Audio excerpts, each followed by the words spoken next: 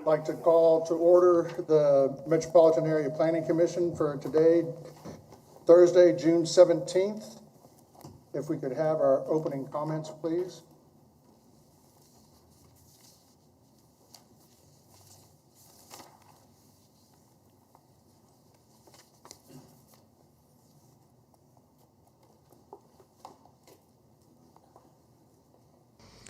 Before we begin the agenda, the Wichita-Sedgwick County Metropolitan Area Planning Commission and the Wichita-Sedgwick County Board of Zoning Appeals would like to take this opportunity to welcome everyone to this public hearing.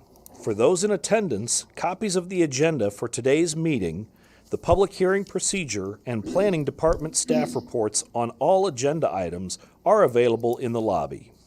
The Planning Commission's and the BZA's bylaws limit the applicant on a zoning, subdivision, or variance application and his or her representatives to a total of 10 minutes of speaking time at the start of the hearing on that item, plus up to 2 minutes at the conclusion of that hearing.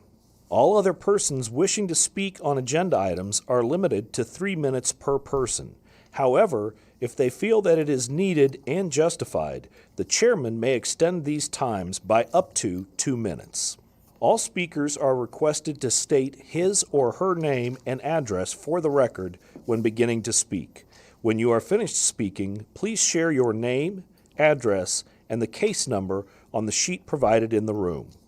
This will enable staff to notify you if there are any additional proceedings concerning that item. All speakers at the podium, please remove your face mask before speaking into the microphone. Please note that all written and visual materials you present to the Commission and the Board will be retained by the Secretary as part of the official record. If you are not speaking, but you wish to be notified about future proceedings on a particular case, please provide your contact information to the Planning Department. The Planning Commission and the Board are interested in hearing the views of all persons who wish to express themselves on all the agenda items.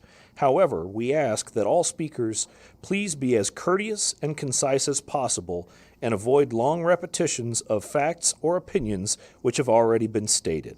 For your information, the Wichita City Council has adopted a policy for all city zoning items. A copy of this policy is available from the planning staff. The City Council relies on a written record of the Planning Commission hearings and does not conduct its own additional public hearings on these items. The decision of the BZA is final. Any appeal of a decision of the BZA is to the District Court. Thank you for the opening comments. At this time, I would like to proceed to the agenda, and we're looking for the approval of the meeting minutes for June 13th. I show Josh Blick to be absent, and we also need to add Ann Fox's name onto those members that were present. But I was gone for a good portion of the center of the meeting, so I want to abstain from the vote on minutes. Okay. All right. Thank you. Move for approval. Second. Okay, it's been moved by Mr. Hartman, second by Mr. Dool to move for approval. Are there any comments on the motion? Questions, comments? Hearing none, all those in favor of the motion signify by saying aye. Aye. Aye. Opposed, nay. And abstaining. Aye. Aye. So we have 11:02 or 10:02? 9:02. 9:02, okay.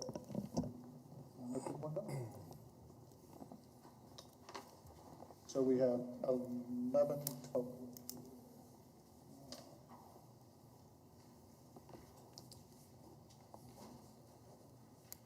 Moving on, we have the consideration of subdivision committee recommendations.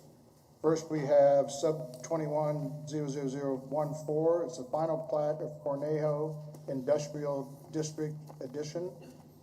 Are there any members of the commission that would like to hear this case?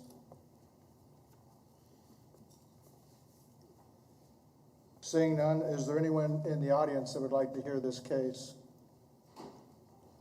Seeing none, is there anyone virtually that would like to hear this case? Okay, we'll take this on consent. Next, we have sub 2115. It's a final plat of Cornejo Industrial District Second Edition. Is there anyone on the commission that would like to hear this case? Hearing none, is there anyone in the audience that would like to hear this case? Seeing none, is there anyone virtually that would like to hear this case? Cornejo Industrial Second, Cornejo Industrial District Second. Seeing none, we will take that one on consent. Sub 2118, final plat of Wesson Second Edition. Is there anyone on the commission that would like to hear this case? Hearing none, is there anyone in the audience that would like to hear this case? Seeing none, is there anyone virtually that would like to hear this case? Wesson Second Edition. Hearing none, we'll take this one on consent. Finally, sub 2126, final plat of Hopper Windwalker Edition. Is there anyone on the commission that would like to hear this case? Hearing none, is there anyone in the audience that would like to hear this case? Seeing none, is there anyone virtually that would like to hear this case? Hopper Windwalker Edition.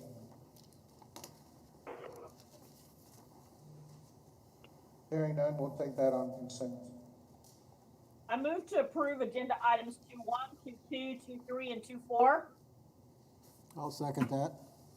Been moved by Ms. Miles, second by Mr. Hartman to approve the subdivision committee recommendations for the plats. Are there any questions on the motion? Hearing none, all those in favor of the motion signify by saying aye. Aye. Those opposed, nay. Motion carries unanimously.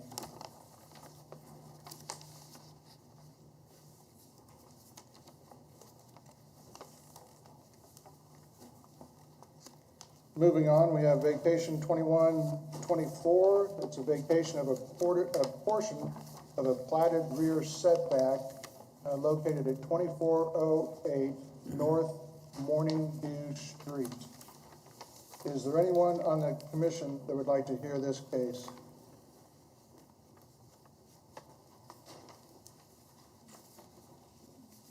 Hearing none, is there anyone in the audience that would like to hear this case? Seeing none, is there anyone virtually that would like to hear this case? Located at 2408 North Morning View Street. Hearing none, we'll take this on consent. Move for approval of item 3.1. Second. Been moved by Mr. Hartman, second by Mr. Bill Johnson to approve item 3.1. Are there any questions on the motion? Hearing none, all those in favor of the motion signify by saying aye. Aye. Aye. Opposed, nay. Motion carries unanimously. We will hear the next case, which is Zone 2053, that was returned back from MAPC. So we will hear this case. Next, we have item, it's a conditional use, 2021-00017. It's a conditional use on rural residential zoned property for dog boarding, training, and breeding business located at 10,080 South Webb Road. Is there anyone on the commission that would like to hear this case? Mr. Yes, Chairman, I'm going to abstain. Okay, yes, I'd like to hear it. Okay, we will hear this case.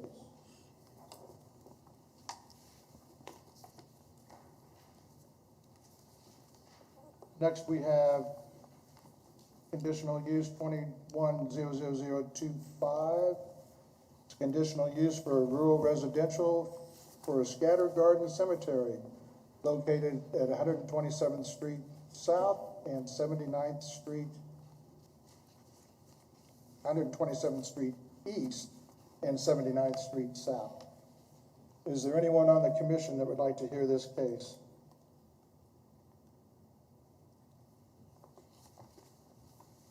Hearing none, is there anyone in the audience that would like to hear this case? Seeing none, is there anyone virtually that would like to hear this case located at 127th Street East and 79th Street South? It's a conditional use for a rural residential, in a rural residential zone property for a scattered gardens cemetery. This is Jane Mott. My address is 12300 East, 79th Street South. Would you like I would like this? to hear the case, Would you like please. to hear this, ma'am? Would you like to hear this case? Yes, please. Okay, we will hear this case. Not at this moment, we'll come back to it. Okay, thank you. You bet.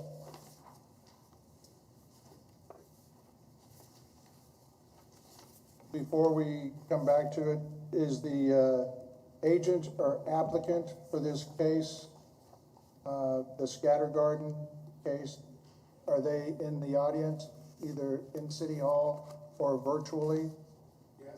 They're back there. Okay, thank you.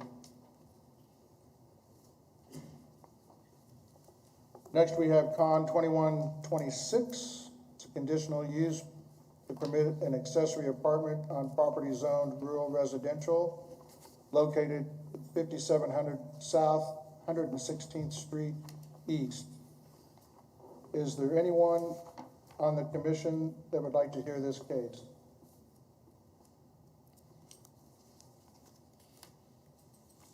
Hearing none, is there anyone in the council chambers that would like to hear this case? Seeing none, is there anyone virtually that would like to hear this case?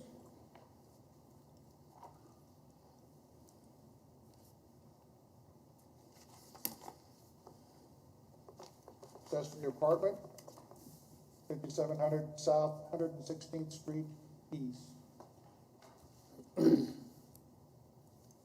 Hearing none, we'll take that on consent.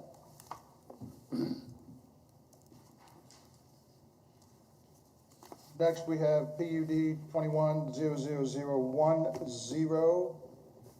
It's a zone change from single family to a planned unit development located at 4640 East 15th Street North. Is there anyone on the commission that would like to hear this case?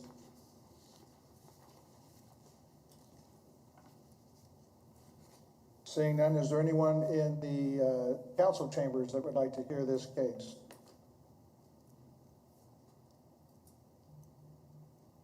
Seeing none, is there anyone virtually that would like to hear this case? Yes, I would. Okay, we will hear this case.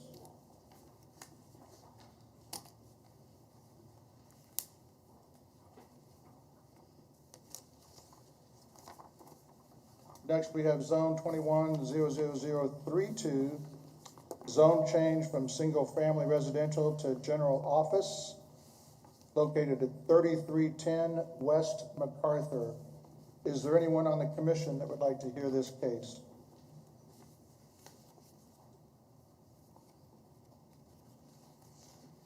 Hearing none, is there anyone in the chambers that would like to hear this case? Seeing none, is there anyone virtually that would like to hear this case?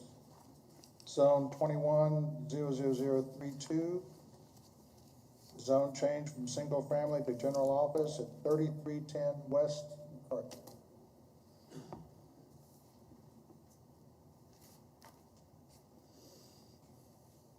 Hearing none, we'll take that on consent. Mr. Chairman, Yes. I move to approve items 4.4 and 4.6. I'll second. been moved by Mr. Bill Johnson, second by Mr. Hartman, to approve items 4.4 and 4.6. Are there any questions on the motion? Hearing none, all those in favor of the motion, please signify by saying aye. Aye. Opposed, nay. Motion carries unanimously. First case is agenda item 4.1, located at Hydraulic and 63rd Street. Yep. Yes, good afternoon. Philip Zievenbergen with planning staff. Zone 2020-53 is coming back before you after being considered by the Board of County Commissioners. After the discussion, they determined that there needed to be new consideration regarding the case with some information that I'll go over very briefly with you, the details being in the staff report, primarily focusing on possible modifications to the protective overlay for this case. As you're aware, it's on the southwest corner, East 63rd and South Hydraulic. It was heard by the Board of County Commissioners on May 19th, and that was when they discussed and realized they were lacking some information they would like to consider before they rendered a final decision on it, which is why it's before you this morning. The applicant is requesting a zone change from rural residential to GC general commercial for a vehicle storage yard for boat and RV storage. Information that the Board of County Commissioners was looking at having additional information for was related to possible crime, drainage, access to the property, history of the general commercial properties on the north side of 63rd Street, in addition to possible modifications to the protective overlay. I will go over each one of these just very briefly. If you have any particular questions regarding it after reviewing the staff report, you feel free to ask those while I'm presenting. Related to crime, I reached out to the Sheriff's Office for Sedgwick County, and they very just generally said anytime you're storing property that has value, that can attract crime. There was no necessarily specific statistics regarding how much does this increase a crime rate, could this affect crime in the surrounding residential areas. Truly a full-blown crime study would have to be done, and that would take a considerable amount of time to do, and there would be a lot of variables that could potentially call into question whether or not it could apply to this property. Drainage. This is really more of a platting question. The property is platted. It was platted as a residential property. The drainage plan that was submitted at the time was for a residential development. Long story short is the applicant will most likely have to provide a new drainage plan prior to the issuance of building permits. They would likely be required to have retention or detention of water on site before it drains into the ditch along Hydraulic. There was concerns at the Board of County Commissioners meeting about stormwater draining into Pine Bay Lake, which is on the east side of Hydraulic. Sedgwick County Public Works did say it drains to Hydraulic, but it gets stored in the ditch. There are no facilities underneath Hydraulic that takes any water across Hydraulic into the lake. The soil is very sandy and percolates very quickly. Any type of pollutants or anything like that, when it percolates through sand, it actually acts as a natural filter. So detention on the site could actually just have it percolate on site. Any water stored in the ditch just percolates into the ground. Access, again, a platting question. The property is platted. We reviewed this a little bit at the last meeting. There are two openings afforded to the property along South Hydraulic, and there is one opening allowed on East 63rd Street. The applicant has right to use those locations because the county traffic engineer did look at those when it was platted and determined a safe location from the intersection where openings can be located. If they wanted to relocate an opening that is not prescribed by the plat, they would have to go through a separate public hearing process to vacate the access control to relocate an opening, and it would be reviewed by County Public Works again at that time. History of the general commercial zoning on the north side of 63rd Street. Those properties were rezoned in 1993. This was prior to the zoning code that we have now that unified the zoning between the city of Wichita and the Sedgwick County. The property was in the county at the time when it was rezoned.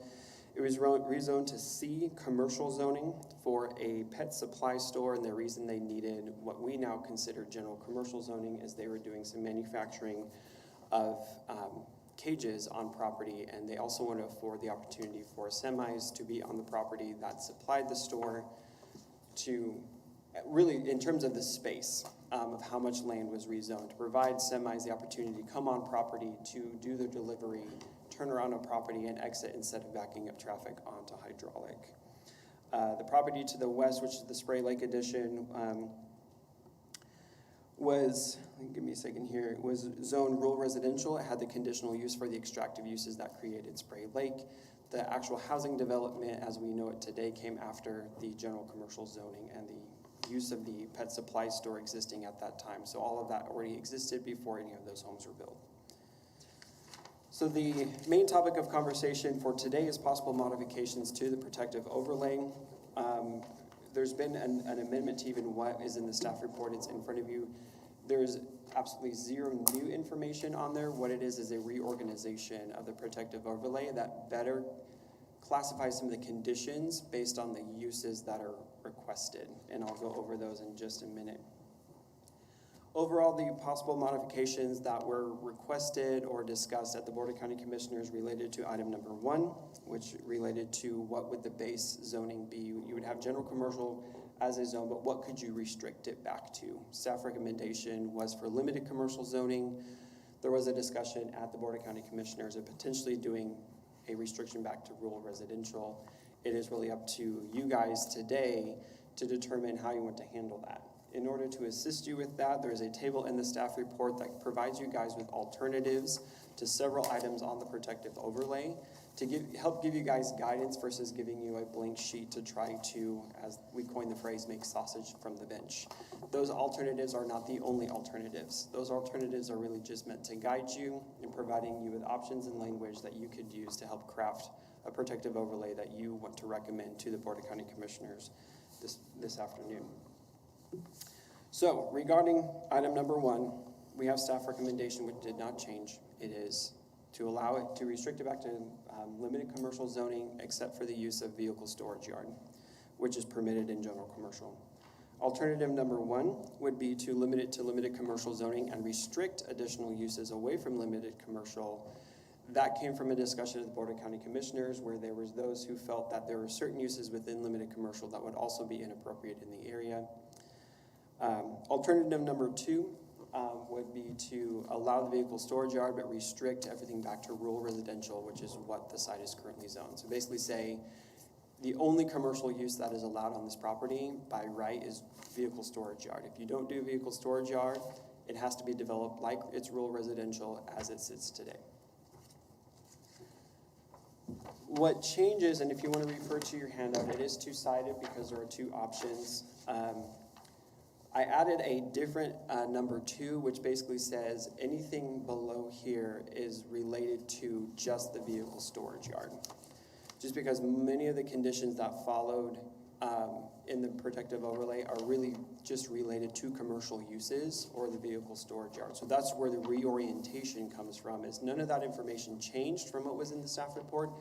It just more applied it more appropriately, where what we didn't want to do is say somebody builds a house on rural, because it's rural residential, to then have to meet all of these buffer standards and meet all of these lighting standards that don't apply to it because it's residential, when really those restrictions that we want to put onto it are because of the vehicle storage or a possible commercial use. And so if it were to be zone limited commercial, they would apply to commercial uses, not to residential uses. If it were to be restricted to a rural residential zoning, these conditions would only apply to the vehicle storage yard. Does that make sense? Again, we didn't want to overburden a residential use by the way we worded a protective overlay. It was caught kind of late in the game. Wanted to provide it to you this afternoon for your consideration. So that's all of what the new bullet point number 2 revolves around. The only things I'm going to cover are the items in red, because those are the only things that are new to the protective overlay that staff added that were not already there before. The first one being, if we want to look at the sheet in front of you, just so we're all on the same page and we don't get confused, item C, and it's about the landscape buffer. Quick clarification about the landscape buffer. The landscape buffer is not the required screening. The applicant is required to have screening, and he is proposing on his landscape plan and site plan to have the wall along the frontages because he's required to screen it from the rights of way. The landscape buffer is the aesthetic device to help visually improve the sight of the vehicle storage yard and add some landscaping and add some visual aesthetic to it versus just having your screening walls in your buildings. The language for the landscape buffers was generally discussed and pretty much in common, like everyone was in common understanding that this was what the applicant was intending to do. It just was not written into the staff report because it wasn't a required element per the zoning code. Through the discussion at the Board of County Commissioners, it became very apparent that no, we need to give the protective overlay teeth related to the landscaping so it actually gets done. And so in general, it's allowing a 4 to 6 foot buffer that allows the applicant to do the natural contours that he wishes to do versus stating it has to be 6 feet or it has to be 5 feet because then you just have a landscape wall. This allows him to actually play with the land a little bit, provide a little bit more elevation change, some better aesthetic quality to it versus just your standard buffer that has trees on top of it. The landscaping will consist of 2 trees per 40 linear feet along both frontages. Trees can be shade or ornamental. There shall be shrubs and or ornamental grasses planted in between the tree spacings. The landscaping shall be irrigated and maintained. That's the backstop to say you can't just plant it and let it die. Basically, if a tree dies, then a new one has to be put in its place, so on and so forth. And then we took some guidance from the Wichita Landscape Ordinance, which does not apply to this property, but through our discussion at the last Planning Commission meetings, it's always kind of a good place to start regarding minimum planting sizes. So you don't just have your little tiny sprig sapling tree. There's actually, a decent caliber tree there for shade trees. There's 2-inch caliber, 1-inch caliber for ornamental, 5-foot conifer tree, or a 2-gallon planting for a shrub or grass. So basically some guidance to say you have to have some minimum sizes of your plantings for this landscape buffer. Item number, on this sheet, item number 4 on option 1 is related to lighting. The language of the lighting is pulled straight out of the zoning code. It's not any more restrictive. We just put it in a protective overlay because it's one of those things where for some, if they don't see it, they don't think it applies. It's more or less redundant putting it into a protective overlay, but again, it's just more of it's there, so it's common knowledge that yes, there are lighting standards that have to be adhered to. And then finally, it would be item number 5 on your handout regarding signage. Truth be told, this was a bit of an oversight that we did not look to restrict signage when we're looking at a zoning for general commercial. Overall, there are some options. I should have mentioned there are some options for you to choose from your landscape buffer. I'm not going to go through all of these. You can read them and kind of piece together what you want at the time that you want to render a recommendation. Same thing for signage. It gets kind of technical into the weeds. Again, that's why we provided some options for you. Not going to go through what all those different options are. Basically, some are give more leeway to the applicant, and the other one is usually more restrictive, kind of give you one way or the other to go from. But what staff recommendation is that on this property, which would have a general commercial zoning, though it would be restricted in its uses, to not allow any off-site or billboard signs. It would allow one 25-foot pole sign with up to 150 square feet in sign area. There would be one building sign per street frontage of up to 20% of the facade that the sign is attached to, or it cannot exceed 200 square feet. So if it's a very large facade and 20% would just be gigantic, they do have a size requirement they would have to adhere to. And there would be no electronic message board signs. All of these standards did get pulled from the Sedgwick County sign code, and basically they have a foundation there. They're not arbitrarily shown. If you look at the options, you can kind of see where they may not have come from. Being a little more restrictive than limited commercial would allow, but a little bit more permissive than what neighborhood retail would allow. It's basically somewhere kind of in the middle. Work with the applicant, giving something that is amenable to them and could be beneficial for the business, but not full license of what the sign code would allow for commercial use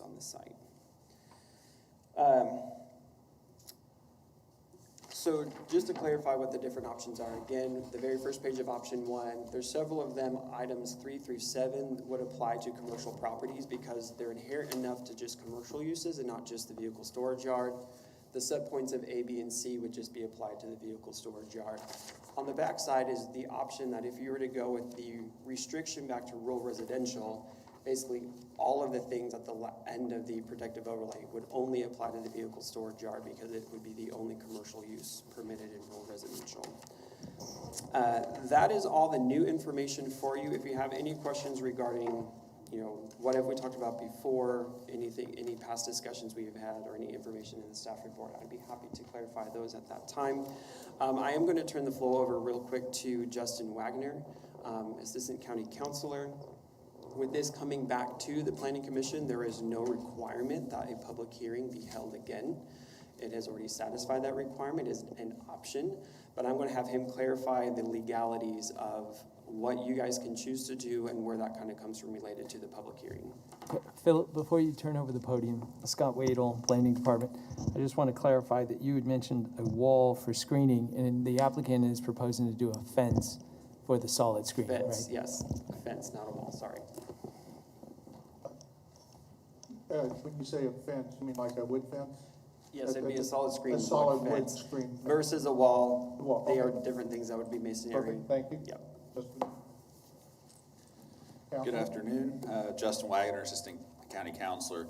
As Philip indicated, the only required hearing statutorily, the only required public hearing in which the public is given the opportunity to provide input by statute is the initial public hearing that happened back in, I think, February on this case, if I recall correctly. The bylaws for the MAPC do not establish there's a requirement for a public hearing where people can provide input during this hearing. I think it's really at the discretion of the Planning Commission. I think a couple of your options would be to hold the public hearing in the same fashion that you do under the bylaws in the initial hearing. I believe on the second time you actually heard this, you guys gave a short, somewhat truncated time frame for the applicant and the property owners nearby. You could do that. Another option would be to limit the discussion and this could go into either one of those, but to limit discussion to the items that Philip mentioned that the Board of County Commissioners referred this item back to the Planning Commission on, or you could just take this action on this item without the public hearing from the applicant or any of the property owners. Certainly the Planning Commission could ask questions of them if they saw fit, but you do have a record. You've got the minutes from the Board of County Commissioners meeting. You guys have heard this twice before, so there's certainly not a requirement for a hearing. I'd be happy to answer any questions on those items if you have them. Do you have any questions? Mr. Wagner? Yes. Not from that standpoint, but going from here, do the rules change when a vote has been passed by us and it's brought back by the county commissioners? What is the process for approval or denial? Sure. Are you talking about the process at the county commission level, or? Sure. Basically, what we do today, we make a recommendation. What happens from there? Sure, and I'll answer, I think, what you asked, maybe a little bit more. The way that the statute's worded is when it comes back to the Planning Commission, after you consider it again, you can either resubmit your original recommendation and give the reasons therefore, or submit new and amended recommendations. And I would suggest if you do that you also provide the reasons and the golden factors you might do that for. Then it would go back to the Board of County Commissioners. At that point in time, the Board of County Commissioners would have the option to, approve whatever the recommendation was. But let me move back. They could either approve the application, they could deny it, or they could approve an amended version of it. Any of those actions, let me back up. The approval would have to override the protest petition in the area, which does exceed 20%. So it would require 4 votes to County Commission, 4 out of 5 to override the protest petition. Any denial would require 3 votes, a simple majority vote at the County Commission level. Does that answer your question? All right. Happy to stand if there's any other questions. Otherwise, I'll let Any you guys other go. questions? Hearing none, thank you. At this point, do we want to act on what Mr. Wagner has presented to us with regards to public comment? Mr. Chairman, Yes. I'd like to recommend, because we've heard it, this is the 3rd time now that we do a public comment and just act upon the recommendation that came back from the commission. The mic. Do we, Is that a motion? Yes, that's a motion. do we have a second? I second. Okay. Are there any discussions on the motion?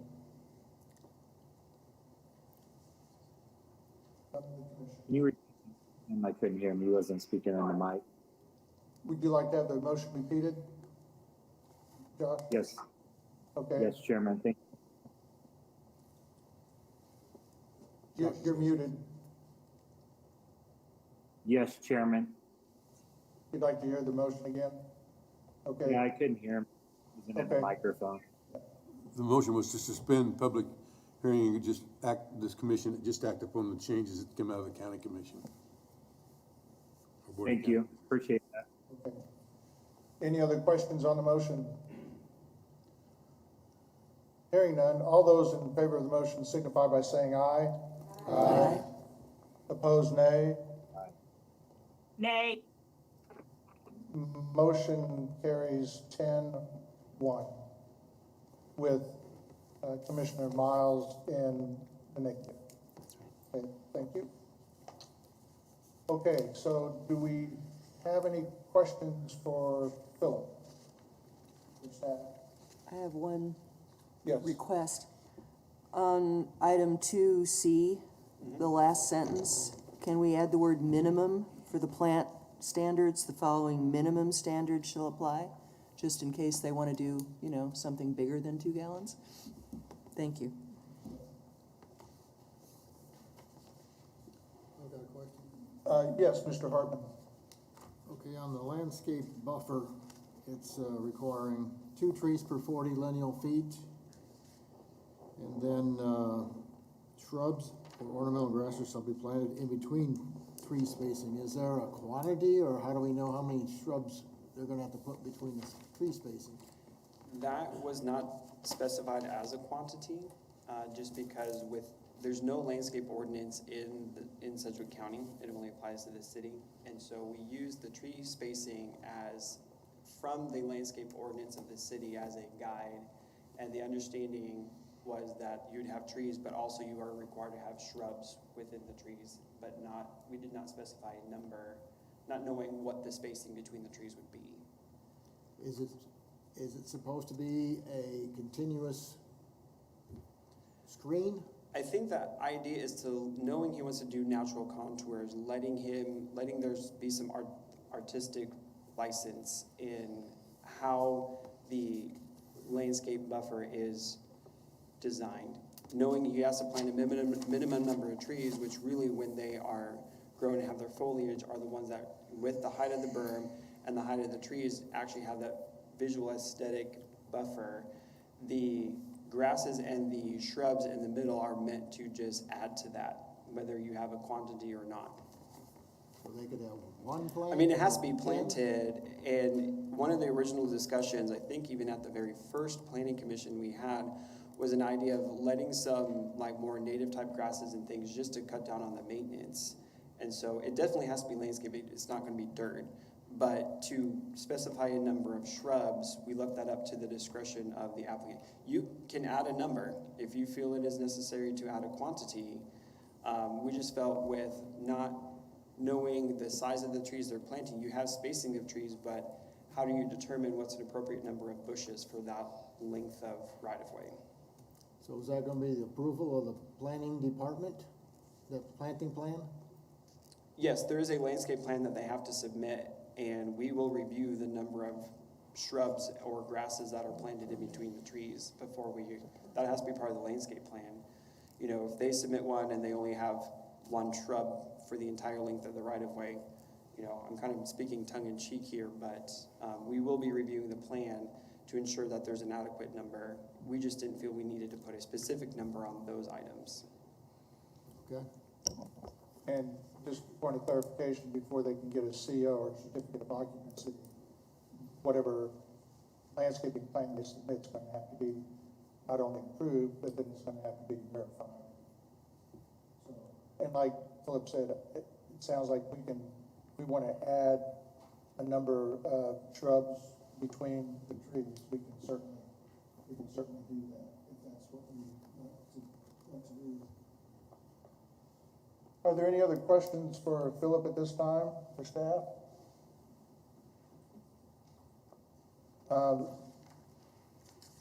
I guess for me, after reading the commissioners' minutes from the commission meeting,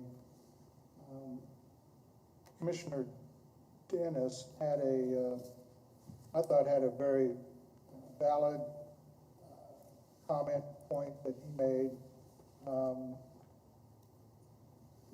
If we were to, his issue was, if this is not a vehicle storage facility, would it then be able to go back to its original zone, which would be rural residential?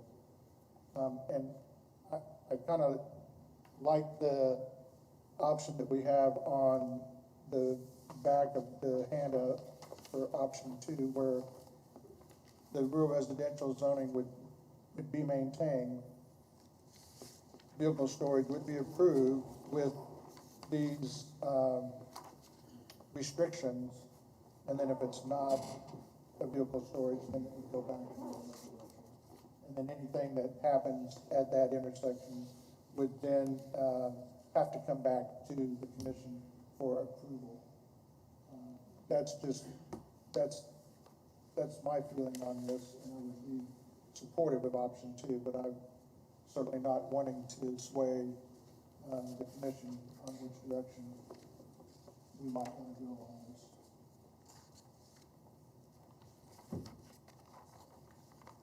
Do you have any other comments? I'm in favor of option 2 as well. I'm sorry? I'm in favor of option 2 as well. Okay.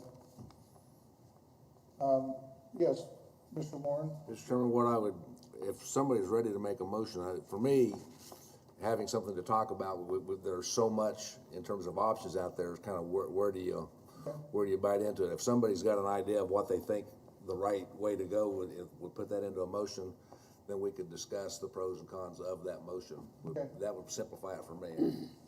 Well, I'll go ahead and make a motion that we approve option 2, and that we have a minimum, this would be the minimum standard for item C on the landscaping, but that we, on item C4,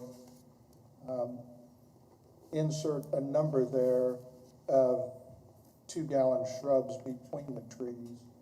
And I don't know what would make sense for that. Mr. Hartman may have a better feel. That would be kind of tough depending on the shrubs. Some shrubs get 5 feet wide, some get 2 feet wide, so it's pretty much going to have to be depending on whoever reviews the plan, I think. Yes, Mr. Johnson? This will have to be a landscape plan when they go for a permit that will be prepared by a licensed landscape architect. I want to rely on them. I don't want to try to design that up here. Okay, all right. Then it would be, this would be the minimum requirement for planting, for a landscaping plan. And that would be my motion if I have a second for that. I'll second it. Then Mr. McKay. Okay, Mr. Warren, So, you got a motion? well, okay, the aspect of the shrubs, I'm with Mr. Johnson on this. Sometimes, quite often, when you put in the minimum, that becomes the maximum. I would, having a landscape architect look at it, would make something that looks right. Whereas if we say 10, 15, 20, whatever number we put in, that becomes the maximum. That's what they're going to put in, that minimum number. Mm-hmm. If we leave it open, then they're going to, hopefully they would do something that makes sense to the overall plan. Yes, Mr. McKay. I know this minimum. Ms. Foster, didn't you say that on that one item, be the minimum of a 2-gallon on the shrubs? No, just that the whole bullet list, item I through IV, are minimum standards as opposed to maximum standards. So if someone wanted to put a 4-inch caliper shade tree in, they could. This the way it's stated now, That's this I is what was you trying to have get- to do. Thank you, I'm just trying to get it clarified what. Yeah. Once we're. Any other discussion on the motion? Yes, Mr. Warren? So make sure I'm clear on the motion. The motion would be to approve with alternate number 2 on, which would use, limited to those permitted by right in rural residential vehicle storage yard as permitted in GC general commercial. That's the option. And then the other options on page 5 of our report. I'm referencing. Does everything follow that Yeah, I'm that referencing far that. right-hand column all the way I across? think that's everything that's Okay. on this sheet. Okay. The far right-hand column over here is not this, I'm sorry. The far right-hand column over here is not reflected in, like, this option 2, I'm sorry for the confusion, is staff's recommendation except for the rural residential. The only thing that changed from staff recommendation on this option is to restrict it to rural residential. Okay. Otherwise, if you're looking at the table, all of the other points follow staff recommendation. And this is a staff recommendation. The one. An option for staff recommendation. Both of these were based off of staff recommendation with the only adjustment on what the use restriction would be. Want to make sure we're all on the same page. Yep. Okay. Yes. One clarification question, and that is, if you have any findings that are different, or if you have any additional findings that you would like to include, based on the golden factors on I belief. think the findings that we have on page 7.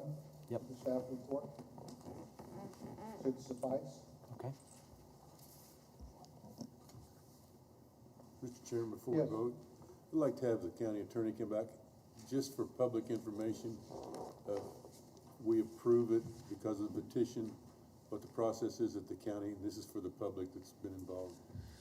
Certainly, Justin Wagner, Assistant County Counselor again, and Commissioner McKay, you're just wondering what the process will be when this goes to the Board of County Well, Commissioners? for the public knowledge. Sure. I mean, the Board of County Commissioners will put this on another agenda. I would look to Scott Wadle if he has an approximate time frame for when this might be in front of the Board of County Commissioners. But it'll go on their agenda. It'll be under new business, and folks would have the opportunity to. And traditionally, the Board of County Commissioners will take public comments on everything. Again, they don't have to by statute either, but that's the traditional approach that they have utilized on zoning cases.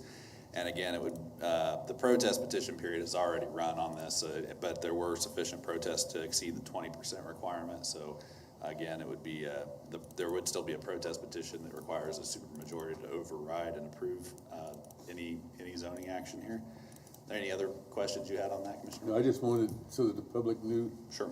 The process. And Scott, did you know approximately when this was going to be in front of the Commissioners? I'm in the process of looking that up, so. Okay, sorry. Thank you. Okay. Do we need to wait for you to figure that out? And proceed? No, it will be, I can tell you it'll be a number of weeks from now, but we do have a date, and I can raise my hand when I find that out. Okay. They'll be notified anyhow. Yeah. Yeah, The we'll people send will out be a notified follow-up anyway. letter from this meeting to everybody who has spoken for public comment in the past is on our notification list. They will receive the follow-up letter with the dates of the Board of County Commissioners meeting. It also explains there is not a 2-week protest period on this. I can for sure add language with some of what County Councilor Wagner has said. Yes, Mr. Wadle? Yeah, the date that we have tentatively got for this to return to the BOCC is July 21st.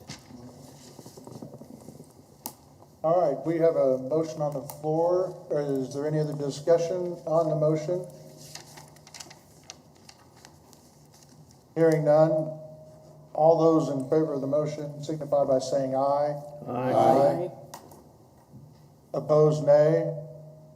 Nay. Motion carries 10-1 with Commissioner Miles in the negative. And Commissioner Blake also. Oh, Commissioner Blake. Oh, did you say nay also? Commissioner Yes, I Blake? sure did. Chairman, thank you. I'm sorry?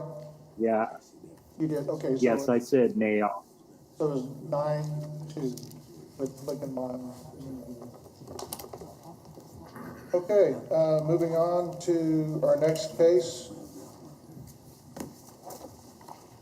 Mr. Longnecker. Mr. Green. How are you this afternoon? Fine.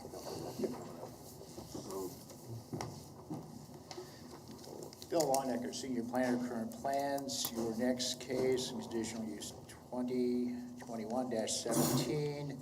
This is a county conditional use request for a boarding, training, breeding, and dog care kennel on rural residential zone, unplatted 20-acre property, as you can see on your location map.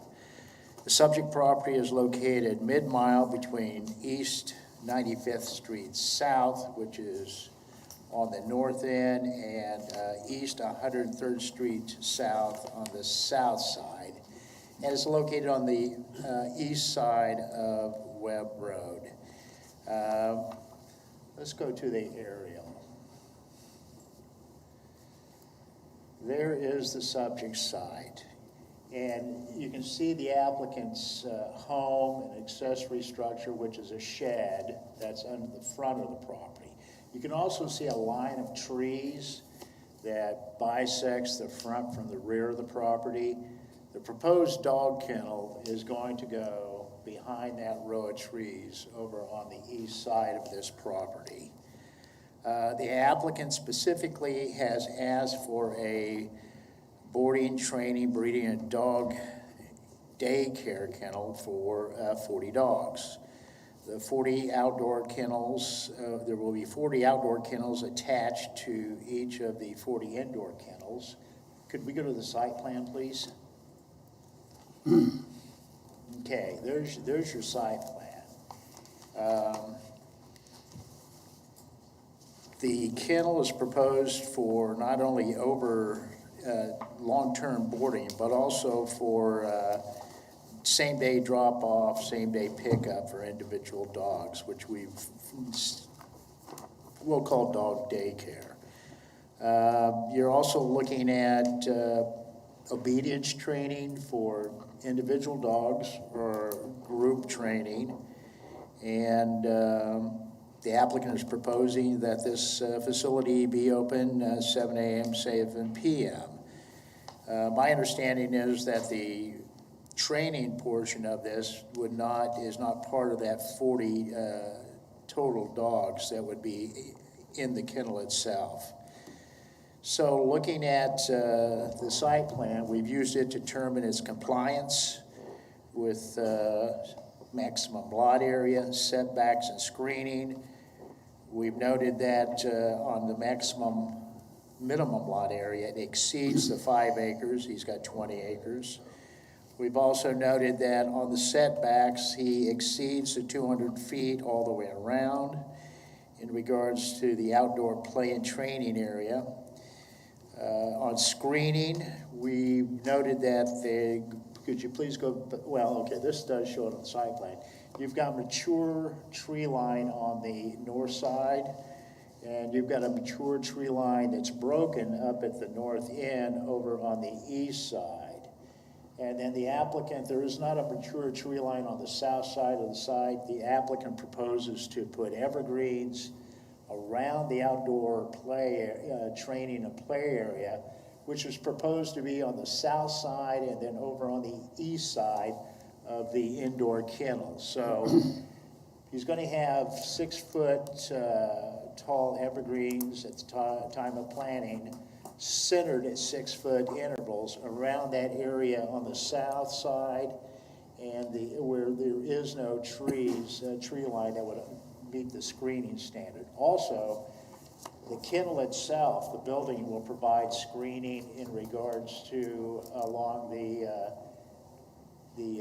north as well as the west side of the property. So he meets the screening requirements also. Now, typically what you hear about dog kennels is the noise. That's a primary concern. Staff feels that with the size of the site, with the proposed screening, that this will help minimize that concern. The primary question here we've got is the traffic generated by the kennel on a rural road, and we'll get into that. Let's go to our, could we go to the photos we took of the area, please? Okay, this, in your report, it says that this section of Webb Road, this mile section of Webb between 103rd Street South and 95th, at the time when we first went out there was little or no drainage ditches allowed.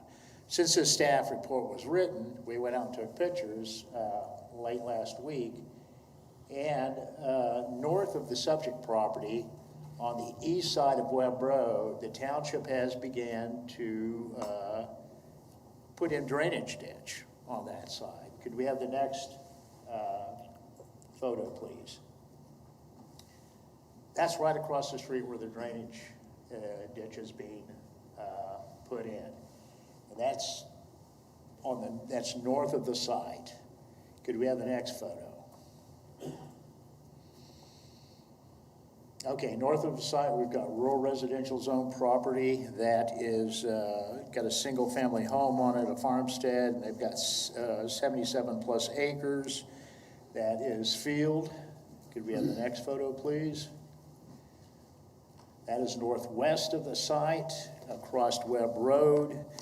We've got an example of the large tract residential properties that are along this mile section of Webb Road. There's either 9 or 10 large tract residents here that are broken up by some agricultural fields. Next photo, please. We're at the, we went all the way down. Okay, this is the intersection of 103rd Street South and Webb Road. The drainage that we've got on this section of Webb goes towards this intersection. You're looking at Webb Road, you're looking north towards it there. That is sand and gravel, it's Township Road. You're looking at 103rd Street. As it heads to the west, it is paved, and as it heads to the east, it is a sand and gravel Township Road. So we've got county paved road mixed with sand and gravel Township Road at 103rd Street South where the drainage is going. Next photo, please. That is the applicant's site. Pretty typical, a bit larger than most of the tracts out there, most of them between 9 and 11 acres. Next photo, please. There's a property abutting the applicant's property to the south. Next photo, please. That is across Webb Road, and you can see some agricultural field, but you're also seeing, it looks like there's some more residential or tracts residential development that's getting ready to happen along this section of Webb. So you got a mix of agricultural field in this with, if you look on the right, you've got some dirt that's being moved from a piece of property that looks like it's being ready to be developed for single family residential. Next photo, please. Okay, this is south of the applicant's property on Webb Road, and you're looking at the southwest side of South Webb. This particular portion of Webb Road, it gets narrower as you go down towards 103rd. It starts out with 80 foot of right-of-way, which is where we were, where we saw the ditches being put in, and it goes down to 60 foot of right-of-way. So, could we have the next photo, please? That's right across the road. So you've got, really don't have any bar ditches down here. That's one of the big problems with this particular road. Again, we've got 9 or 10 single-family residents on this section of Webb. That 9 to 11 acres. The applicant's got 20 acres. Let's go back to the aerial, please. Okay, the subject site is located in unincorporated rural residential Sedgwick County. It's out outside the city of Mulvane and city of Derby growth areas, although Mulvane is located approximately a half-mile southwest from it. The Mulvane School District uses this subject portion of South Webb Road as a route for their buses. And looking at traffic through the area, we'll get to that, but we have spoke and had correspondence with the Rockford Township, which maintains this portion of Webb Road, which is classified as a minor arterial. And the township has expressed concerns about the proposed dog kennel in regards to their ability to maintain Webb in its current condition. They have stated that during rains and snows that they have to get out and work on this road just to maintain the condition it's at. Looking at traffic here, traffic generated by the proposed kennel is a concern of both the township, Rockford Township, and Sedgwick County Public Works. Sedgwick County Public Works traffic counts for this section of South Webb over a 3-day period was 130 to 150 average trips per day. Information that is not in your staff report that I'm going to relay to you verbally today is that the county estimates 8 to 12 average trips per day are generated by single-family residents with at least one child driving.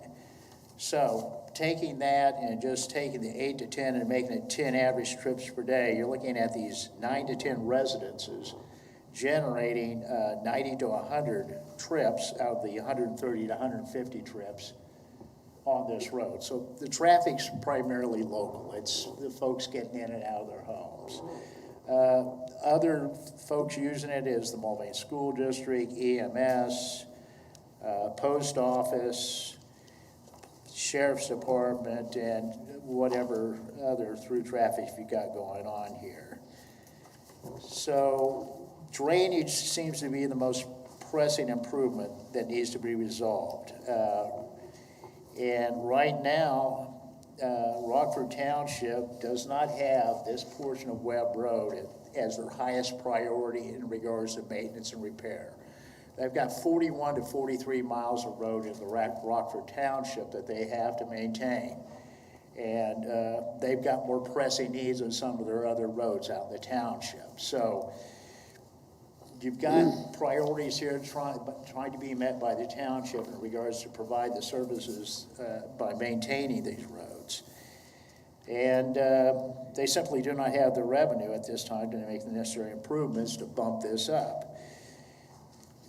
We're looking at the county and both Webb Road have both stated that although this road is not the highest priority at the township, they are watching. It's on their watch list in regards to see what changes would happen to maybe bump this up in regards to maintenance and repair.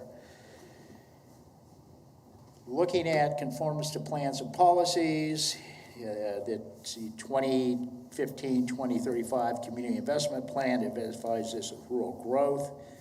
This is area that's land outside Wichita and small cities growth areas. For I noted, it's outside Derby and Mulvane's growth areas. It's intended for agricultural uses, rural-based uses that are no more offensive than those agricultural uses commonly found in Sedgwick County. It's not unusual for this body to consider dog kennels in unincorporated Sedgwick County. We're looking at this conditional use is in conformance with the Mulvane Derby 2010-2030 joint plan adopted in 2010. And this plan says that this area will remain agricultural and rural in character. And again, kennels are not an unusual development for unincorporated parts of rural residential Sedgwick County. Site is within the Mulvane subdivision jurisdiction, but because the site is approximately 20 acres, they will not require to plat to build the kennel. Staff has recommended a lesser development than what the application requested on this. we're looking at recommending that at this time, the kennel be for only 20 dogs, and that would be for boarding only. And it would not include dog daycare. This would be dogs that would come out, stay at least overnight. In other words, you're going on vacation, you need a place to drop your dog off. So we're recommending only 20 dogs for boarding only at this time. And the proposed developing happening in the future based on milestones determined by Sedgwick County engineer.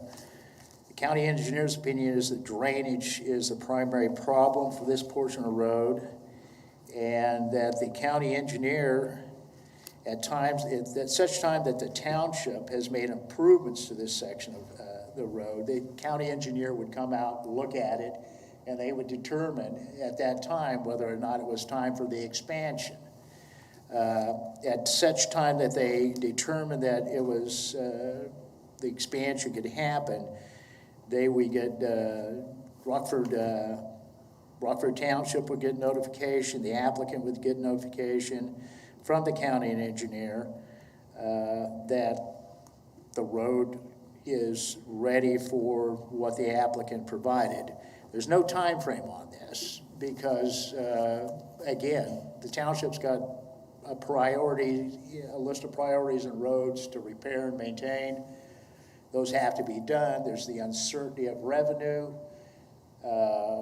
So to put a time frame on this would be arbitrary. We're simply looking for the county engineer to say, okay, the improvements have been made. The applicant can therefore look to make what he originally proposed. And then at that time, in our first recommendation of approval,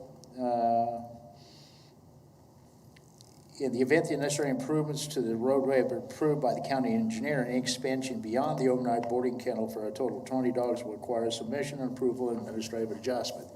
That's simply to see if there's been any problems, nuisance or otherwise, or traffic on the road. So we've tried to recognize what the township's concerns are and tried to at least get the applicant going on what he's proposing.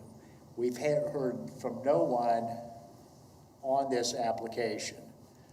All the dialogue's been between staff, county engineer, township, and the staff. So we are recommending approval for a total of 20 dogs now just for overnight boarding.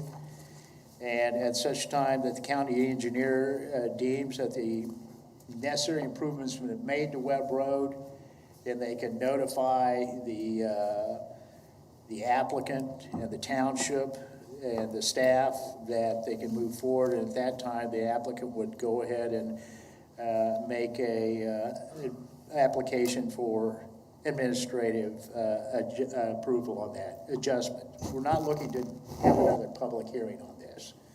That's why we're looking at this improvements being the milestone to let it happen. We've listed, besides number one, we've listed the 10, 11 conditions of approval, including a site plan, which the applicant has provided, just needs a few tweaks. And the applicant is here, the township is here, the county engineer is here to answer questions, and I'll stand for questions at this point. Yes, Mr. Bill Johnson. So now the dog training's not approved? I'm sorry, what? The dog training? Not at this time. Okay, with that said, looking at that housing development, looks like that's going in, is the county going to deny that, them permits on the residents since that road's in the conditions in? I doubt it. I mean, the number of trips generated by the dog kennel, if fully realized, would be 100 to 130 more trips generated just off that property, as opposed to the 10 trips per day generated by one single-family residence. It would be a disproportionate amount of traffic generated by this one site with 440 dogs compared to the single-family residence. Okay.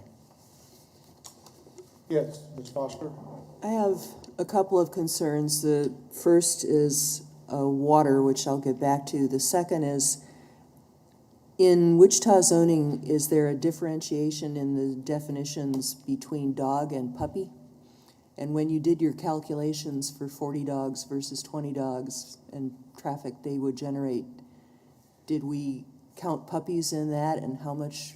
Puppies aren't counted until they reach a certain 6 age, and then months they become a probably, dog, yeah. and that goes So, towards that total. so if this is a breeding kennel that does a significant amount of breeding, that would mean that there would be even more traffic generated, correct?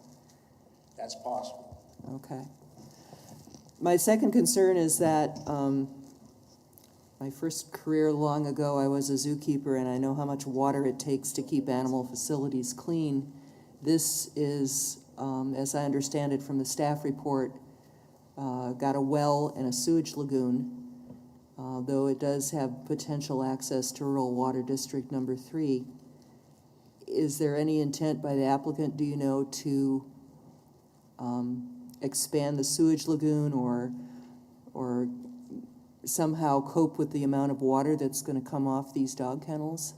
Or is that something that's not our purview and it's strictly up to the county environmental enforcement people? I think that would be up to the county environmental enforcement people. Okay, those were my 2 concerns. Thank you. Mr. McKay? Bill, I got a couple of questions. Number one, you keep referring to the 10 or 11 different residences that are out there, and I'm looking at the aerial photo, the satellite photo. What is the closest, other than the applicant's resident, is to the area in which we're talking about, the backside of this 20 acres? There's one to the south, it looks like. I think actually the property to the north, the residence to the north is the closest to the property line of the applicant, and then it would be the property to the south. Now, I'm there talking are about no the actual residences to resident. the east. Actual residence. Yeah. The one to the south is an actual residence. Okay, so that's the only one I can see that's halfway close, other than the applicant's property. Well, if there is, again, there is a residence on the north side there in that 77 acres. It's covered up mostly by the trees on the aerial, and it's not easily visible from the road. Okay. Second thing is, the way I look at this plot plan is that the traffic will be generated, the people will not be going basically to the south. I would guess it'd be coming from the north and going through the existing property where the people live, correct? I'm sorry, could you repeat that, Mr. McKay? Your site plan. Yes. The way I read it, that to get to this back portion where you're gonna have the animals at, it comes from the northwest corner of the property, correct? Correct. So that's, all right. Yeah, you can see the drive, and then the circle there, that would be the drop-off and parking area. Okay, in your pictures that you took where you showed there was no ditches or the roads went from 60 to, or 80 to 60 feet? Yes. Is that the north line of this property? Yes. That's the south line of this property. The ditches that we showed earlier, they stop short of this property on the north side. Well, I guess what I'm saying to you is that it doesn't look like to me that that's hardly even a road there. I see Webb Road is, but 95th, it looks like it's hardly not even anything according to your picture there. It's a small road. It's a narrow road. Okay, thank you. Any other questions for staff? I guess the only one that I'm concerned with is putting a restriction on the number of animals allowed contingent upon development of that street and not having any idea when that might occur. I guess we'll just have to wait for the applicant to see if he can do what he's wanting to do with the limited number of animals that we are looking at this point allowed.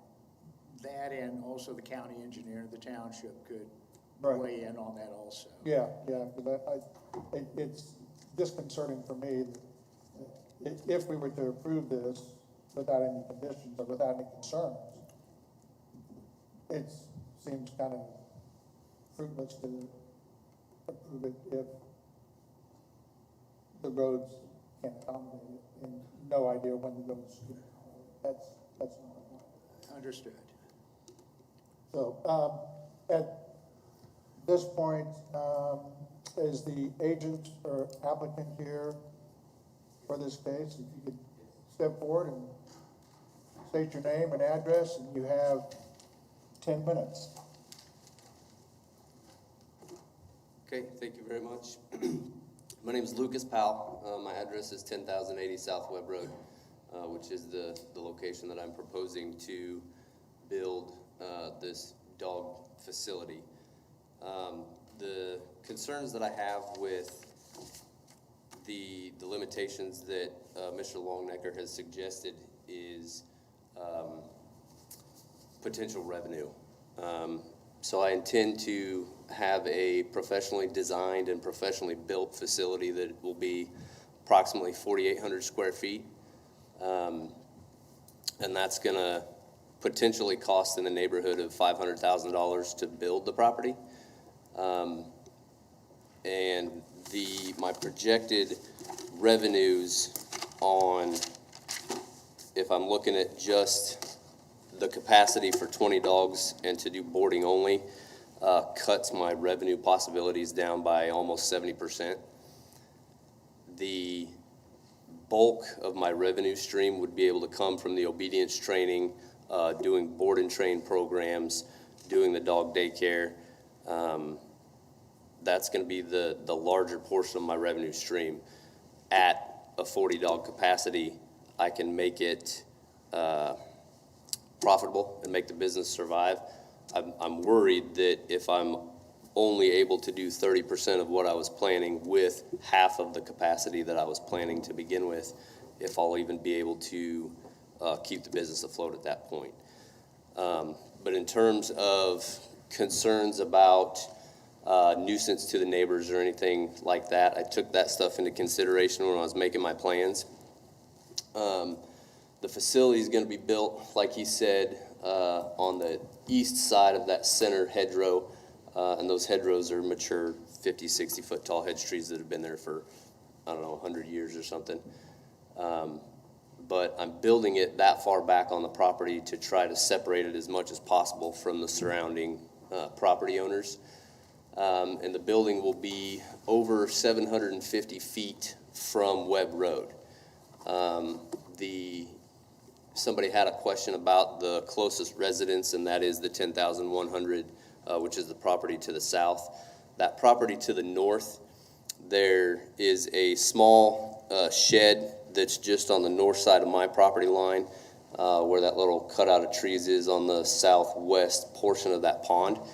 But it is a cabin that is not a permanent residence or a primary residence. The property owners come out there occasionally when the weather's nice and to use the pond and enjoy the outdoors.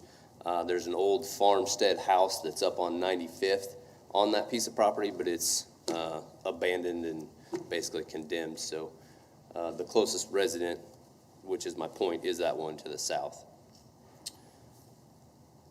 I'd be happy to answer any questions that anybody has as far as what I'm planning and trying to do.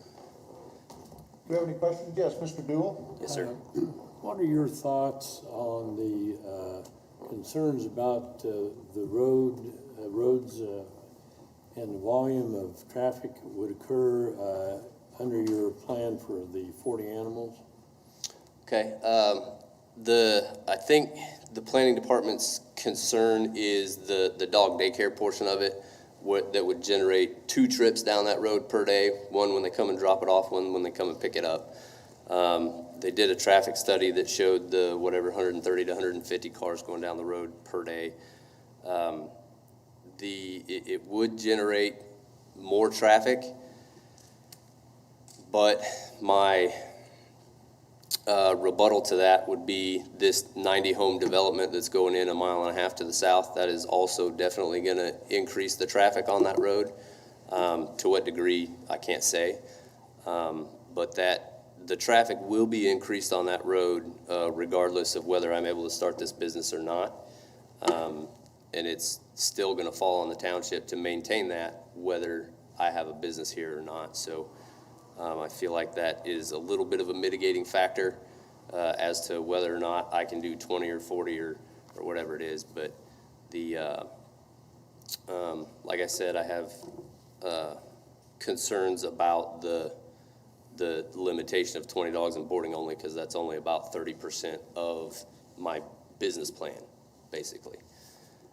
I had conversations with the trustee, Mr. Thornburg, and we were talking about how long it would take to improve the road to the point where it would handle the additional traffic from my business. He did not give me a solid answer as far as time frame. But he thought that within a 2-year time, he would have the tax revenue in order to be able to build it up to the point where it needed to be. And my plans are gonna take a minimum of 2 years before I'm ever operational. I gotta get a hold of the architect, have him design it, then the construction, and then setting everything else up. It will be a minimum of 2 years before I'm ready to open the doors for business anyway.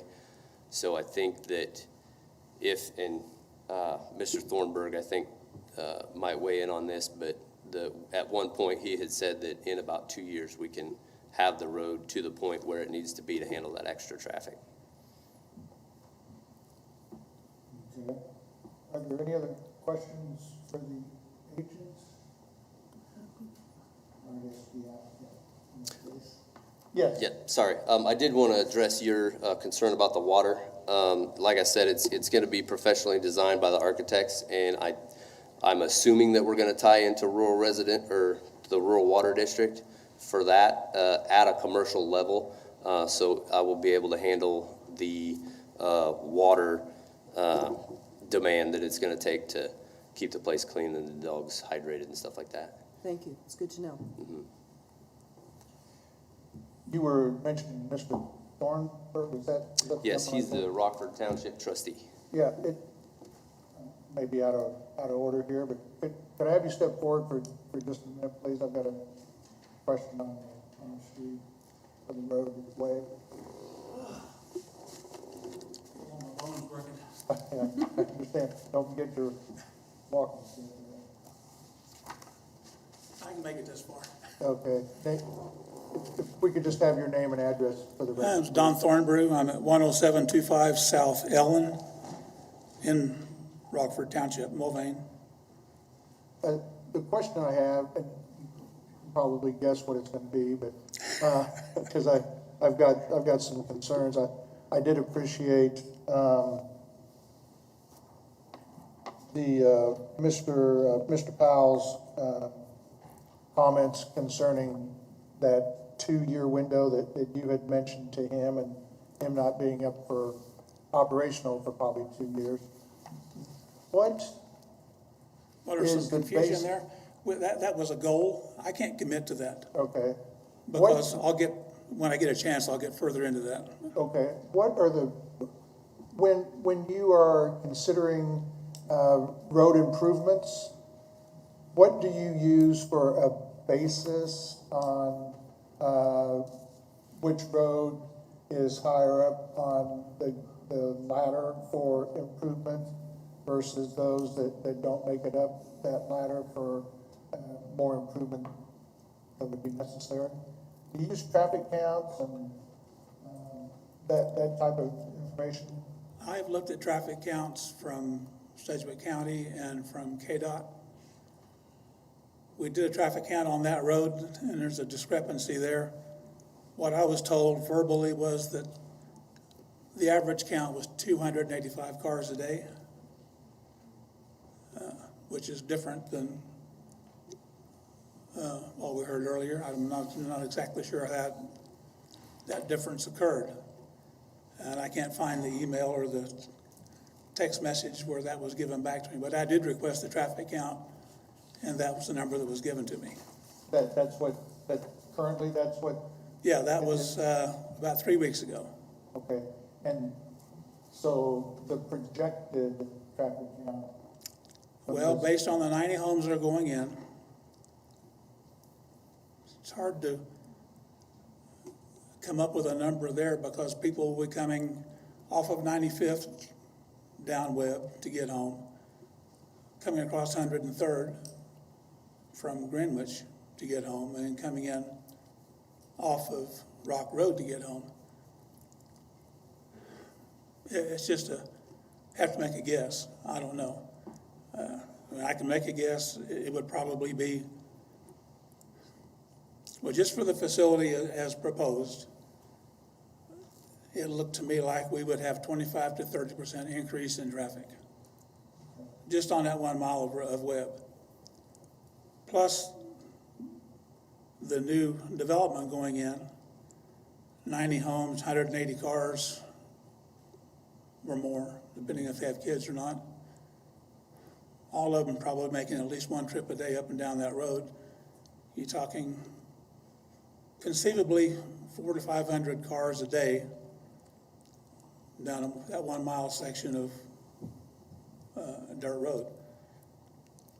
Now, as how I prioritize, every road in Rockford Township, in my mind, has the same need for maintenance and improvement as any other mile. When I took office, my position was that every township resident had the right for a drivable road and emergency vehicle access. And I still support that statement. Since this improvement has been proposed, you saw the dirt alongside the road. My goal, because Webb, when it rains and when it snows, that portion of Webb has been notoriously bottomless. We've focused a lot of attention on it since January when I took office. We've graded that road probably a dozen times, put road material on it, I don't know how many tons, to try to solidify the surface. I don't know, we haven't had a real hard rain, we haven't seen a snowstorm, I don't know how successful we've been. But I had anticipated working on the drainage on that road over the summer. South of Logan's house on the east side of the road, which that's kind of what it looks like. There is no ditch. There's a tree line. We haven't got there yet with the backhoe to try to make a ditch.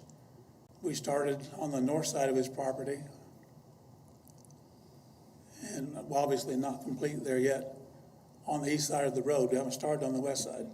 But I moved that up on the schedule because I knew this was going to be up for discussion, and I fully support Logan's right to use his property,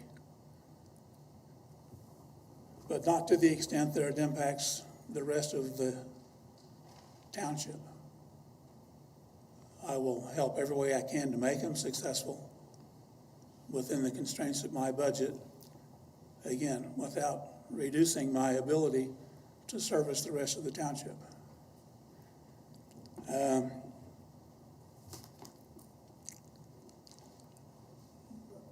The road surface, I thought I was pretty clear in my communications with the engineering people. That road, even if I were completely done with the drainage on both sides of the road, in inclement weather, that road surface will not support this load. It needs to be improved. I don't have the budget to do that. You've heard, and I've been told, that it's on a watch list for asphalt. In my mind, that would be the gating factor to let Logan go full bore with this facility. Until that road is improved with the anticipated traffic that's coming, I don't see how we can do it. I can't provide a drivable surface for the residents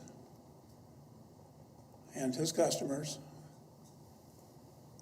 the people that will use that road from Mulvane, without having some type of hard surface.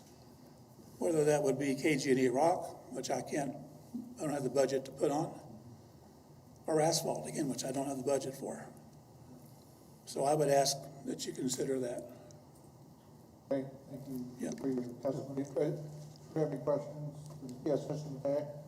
Sir, with the 90 houses and this project, how much tax base will that add to your township to help do whatever you're wanting to do? None. None whatsoever? It's in Mulvane city limits. Oh, okay, thank you. So we get the problem, we don't get any of the benefit. Okay. Thank Any you so other much. questions? Appreciate your time. Thank you. Okay, is there anyone in the council chambers that would like to address the commission on this case? Seeing none, is there anyone virtually that would like to address the commission on this case?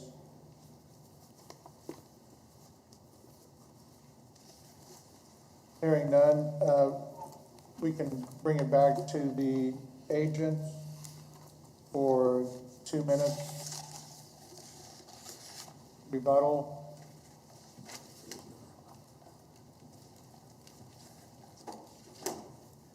Yes, thank you. I don't have any further comments. Are there any other questions that had come up from any of you guys?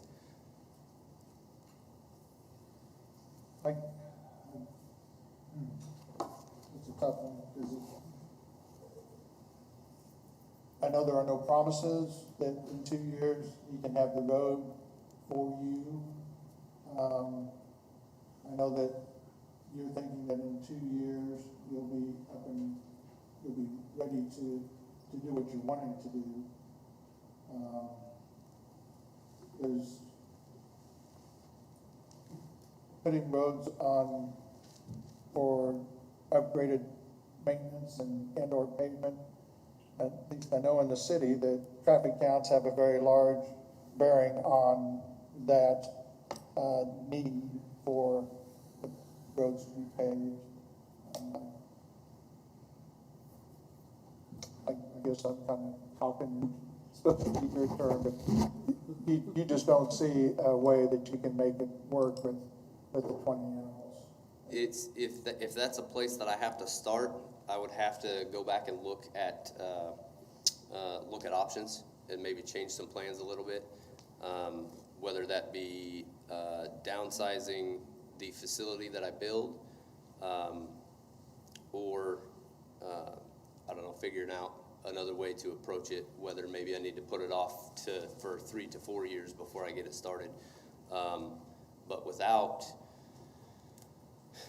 knowing when the road is going to be usable for me to put 40 or 50 more cars a day on it, it's hard for me to make the commitment to spend the money to build the facility that I ultimately want to build, without knowing that I can have the revenue stream to pay the bills, essentially. But if that's a place where I have to start, then I can reassess what my plan is. Again, like I said, whether it's putting it off for another year or two before I actually start, or how I need to approach that. I have a question. Yes, ma'am. Yes, Ms. Fox. Ms. Fox.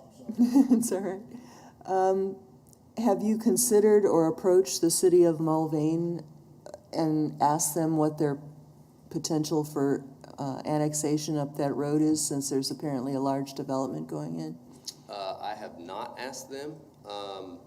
I know that Mr. Longnecker had some conversation with them about what was going on with that development, and I don't know if that is part of their 2010 to 2030 plan. I think you mentioned that it is going to remain agricultural in that neighborhood according to whatever long-term plan it is that he was looking at. So there's, but I have not contacted them. So there's little chance that We could put this on the city of Mulvane's budget and let the casino pay for it? Well, I would say it hasn't happened in the last 50 years, so probably. Just a thought. Thank you very much. Are there any other questions for Mr. Logan? Thank you. Thank you. Mr. Chairman. Or for Logan. Yes. I like Ms. Foster's idea. Oh. But I think that the item that we're talking about today is not gonna do near much creation road problems for anybody as the 90 houses that's gonna go in there.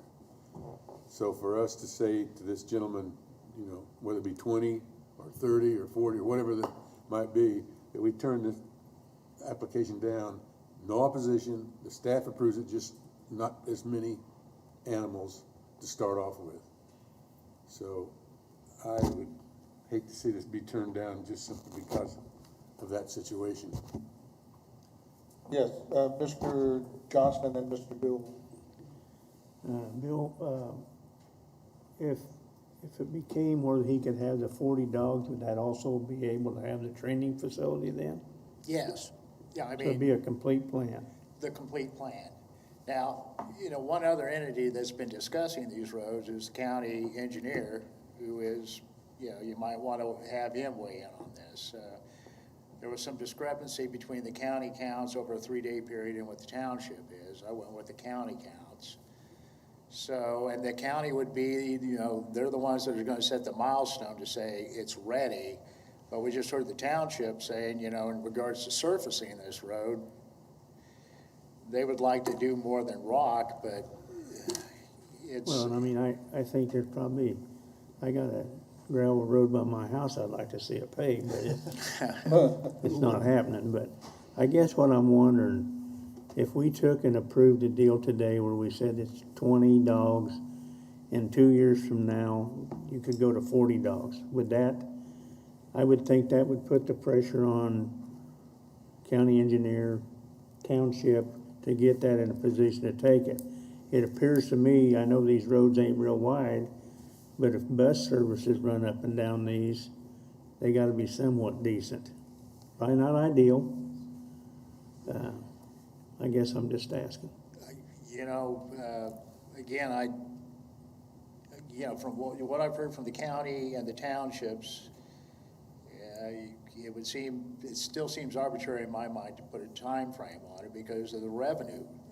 The question of the revenue needed to maintain not only this road, but the other 41 and 43 miles of roads they got to maintain. It's my understanding the way the township maintains this is their revenue source is a mill levy, which would basically a property tax on everybody. But it looks like to me, if they start digging some ditches along what they've got there, where they get the moisture off of the road bed, it's gonna be better than it is today.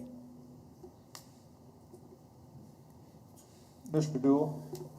So is this a development to the south? Is this in Sedgwick County or is it in Sumner County? Are you talking about the Mulvane development, sir? Yes. That, right now, the Mulvane pool is on, what is it? It's a mile south of 103rd. What is that, 111th? And Webb Road. Right north of the pool, Mulvane's got platted. They've got for 90 single-family residents. Right. And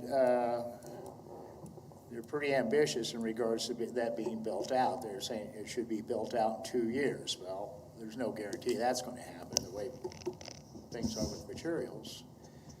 But, and again, we can't, at this point, is my understanding, you can't really tell how many of those cars are going to be using Webb Road at this, you know,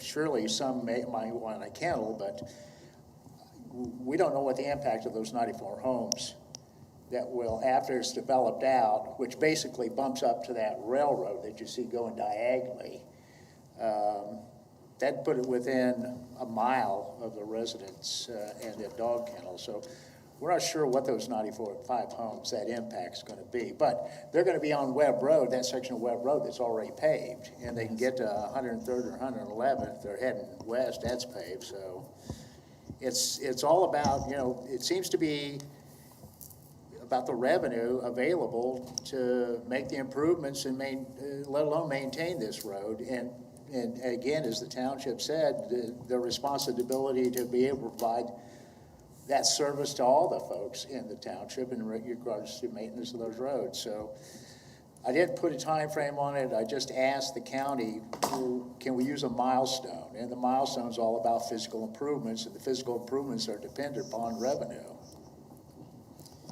Well, the county line cuts through Mulvane, and it just seems to me that if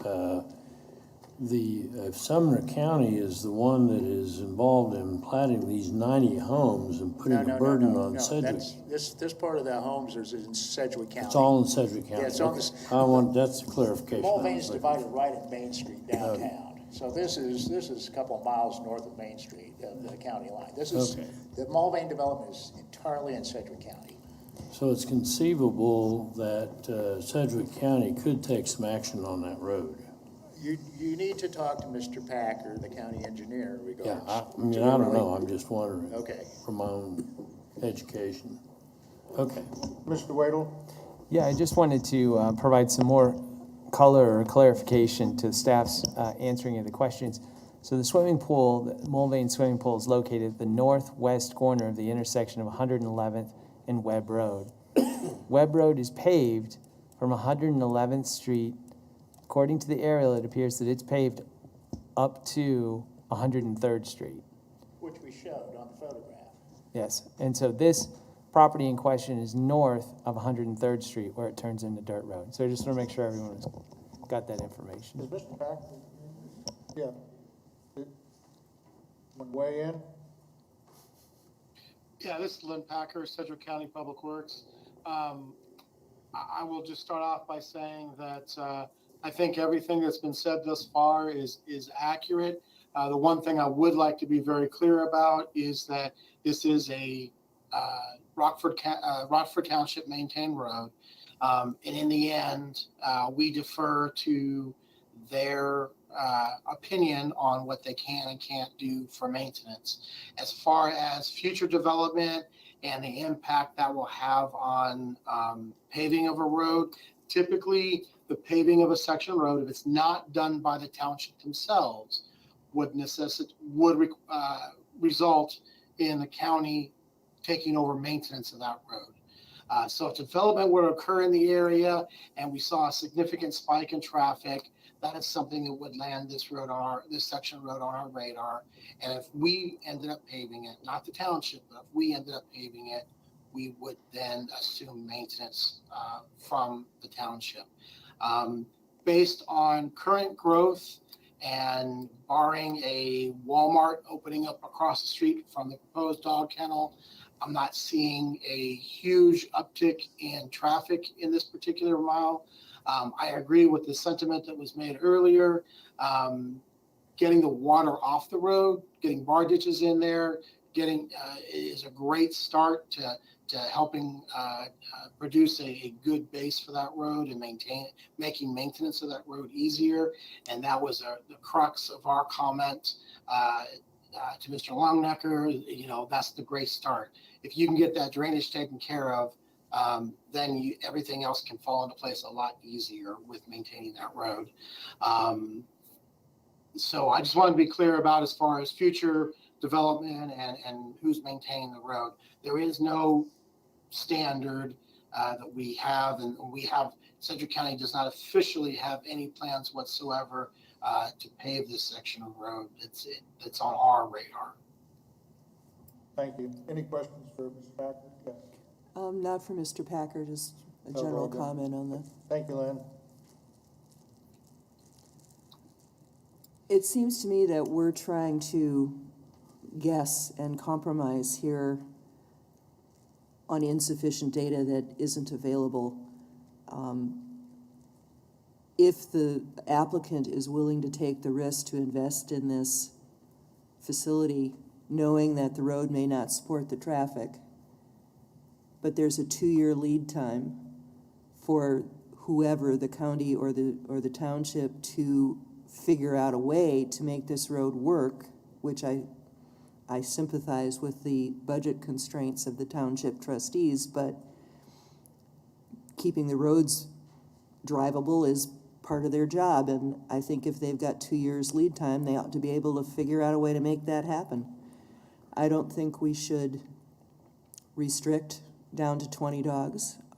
If the facility is economically feasible at 40 dogs on the business plan that's been done, I think that's a reasonable thing to permit. Is that your motion?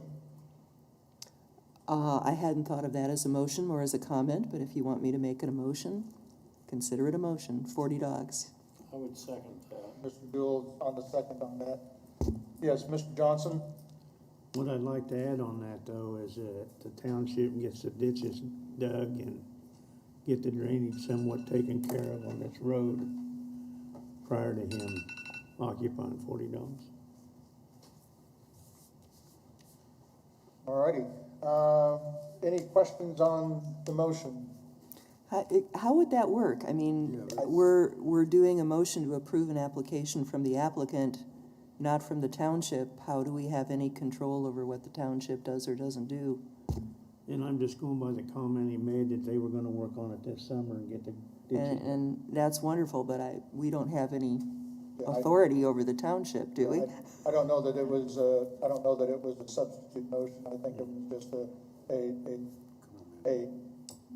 comment. A shot over the bow, if you will. Okay. So, okay, yes, Mr. McKay? Repeat the motion because I'm a little confused now that Bill threw his. I would like to move that we approve item 4.2 per staff comments with the exception of the 20-dog limit noted in item 1. I think the applicant should be able to plan his 2-year plan for 40 dogs. So instead of the 20 dog. No, I understand that, but Bill threw in about the ditches, and I just wanted to make sure that was not part of the motion. She didn't have it. And the second, yes. I have a question. Okay, when you say 40 dogs, are we including on-site training, individual and group training? Are we including dog daycare? I mean, you said 40 dogs. There's 40 yes, dogs I involved. basically am saying my motion would be to approve what the applicant originally applied for as far as his facility services and the number of dogs both. His original request. Okay, so we have a motion on the floor. It's been seconded. Is there any further discussion on the motion?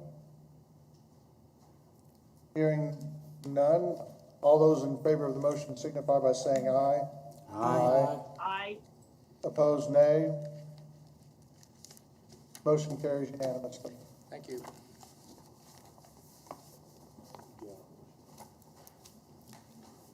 Next case, I need to find out, I didn't ask earlier, is the agent or applicant available for this case? Jim Michael, excuse me? He is. Okay. All right, perfect. Kathy? Thank you. Yes, I want to flip through the slides real quick because this is agricultural. As you can see from the zoning map to the west, there is it's Meadow Hills Subdivision, and it's got about 10 homes in it. So if you'll go through so you can see there, agricultural to the north, to the east, and to the south. Next one. This is within the Derby area of influence.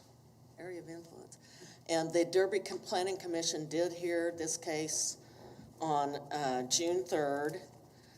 They did vote to approve the request for the scatter garden.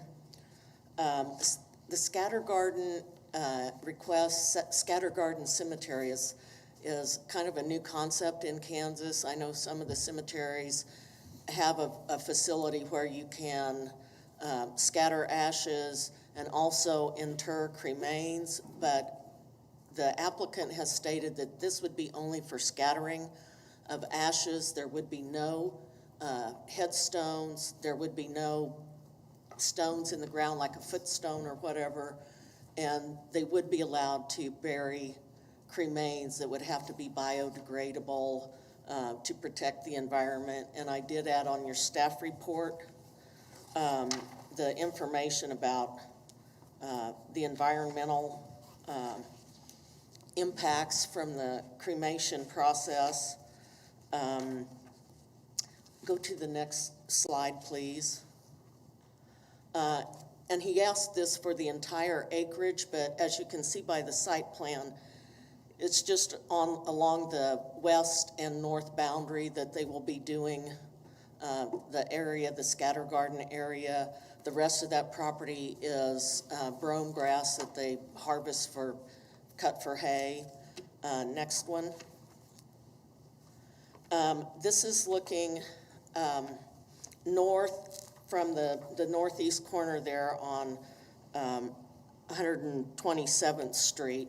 And you can see those white poles sticking up. He's already started planting the trees to create a barrier on both sides of where the scatter garden is. Next.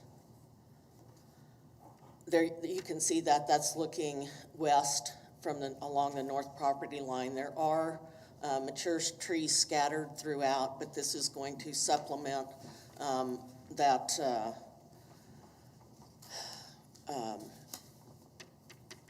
tree line. Thank you. Next. This is looking southwest to the opposite corner. The property is not flat, so it's a little bit rolling. Next one. So we're looking south on 127th Street toward 79th Street. And it does have, they do have bar ditches and whatever along there. Next. This is looking back to the north from the intersection of 127th and 79th. There is a pond there. As I said, you can still see some of the existing vegetation. Next. And this is looking back over to the northwest corner of the property. There's a mature line of trees between the west property line and the Meadow Hills addition. That appears to be on the Meadow Hills addition properties. Next. Looking west from the southeast corner, if you could move the pointer, your pointer, or can I do that? I can do that. Okay, so the pond that we saw earlier is in this location. Next. Okay, so this is the southwest corner. Again, you see the white poles, whatever, that is protecting, they're protecting the new trees that the owner planted. Next. And this is looking back northeast toward 127th Street, the northeast corner of the property. Next. This is looking east along 79th Street, the south property line. As you can see, there is a good drainage ditch there. Next. Okay, would you go back to the site plan, please?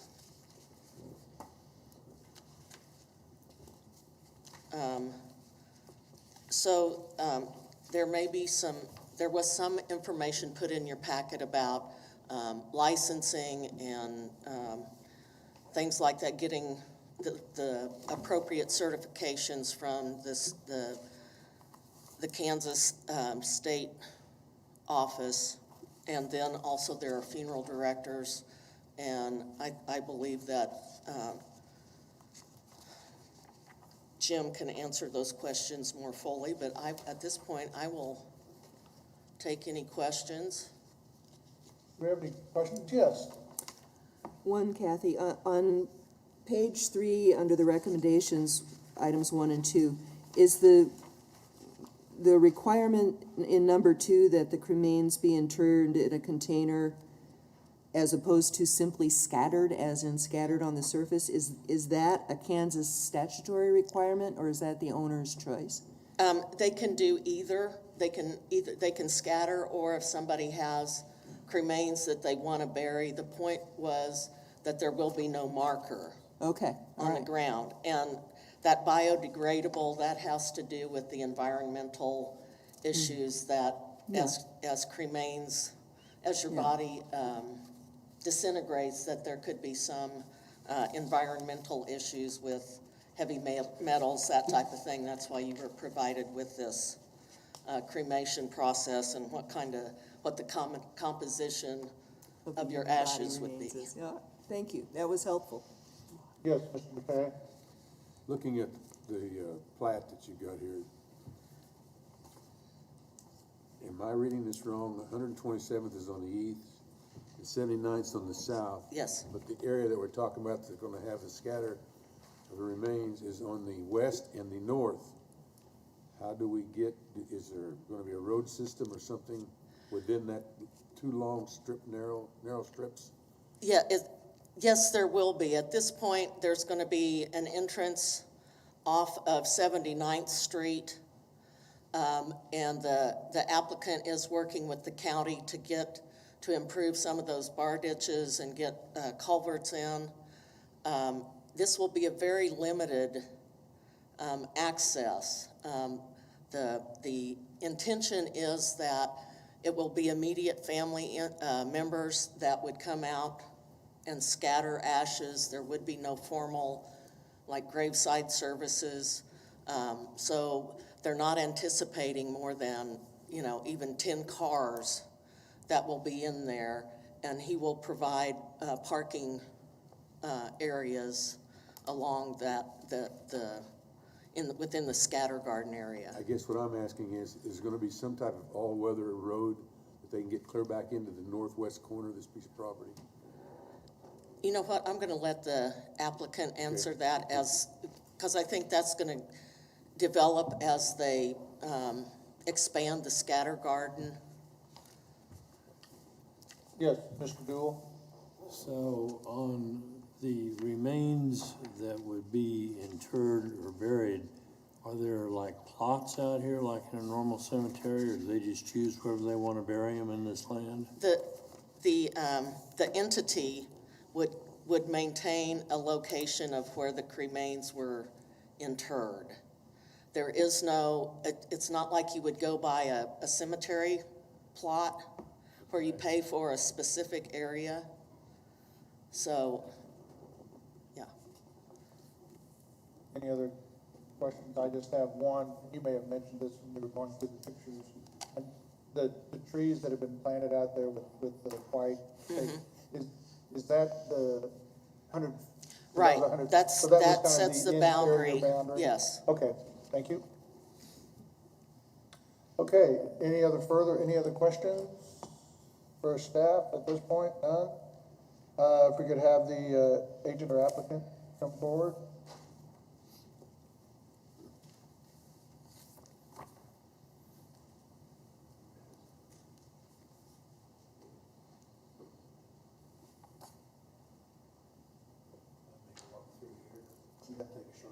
Sure. And if you could state your name and address for the record, and you have 10 minutes.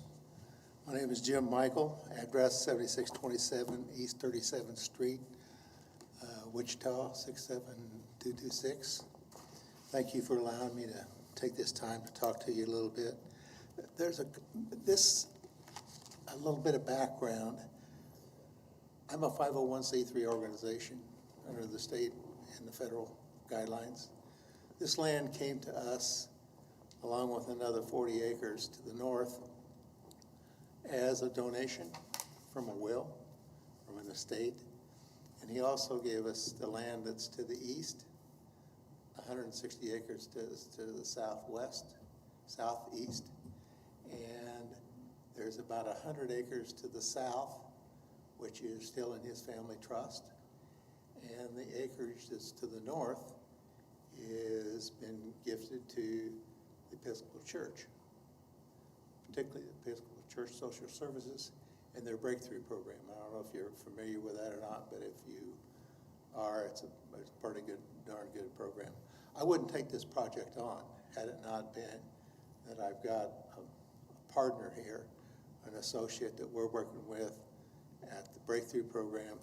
Basically what happens is somebody contacts the Episcopal Services and says we either have a scattering that we want to do or an internment.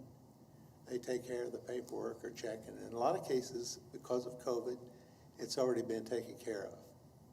People have urns that they're sitting on the jars on the mantle waiting to figure out what they're going to do with it.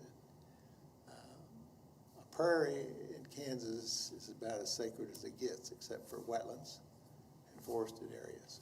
And we create wetlands on that 80 acres that's next to us. And the 40 acres that we looked at, we keep in hay. When we got it, it was a really abused cattle ground.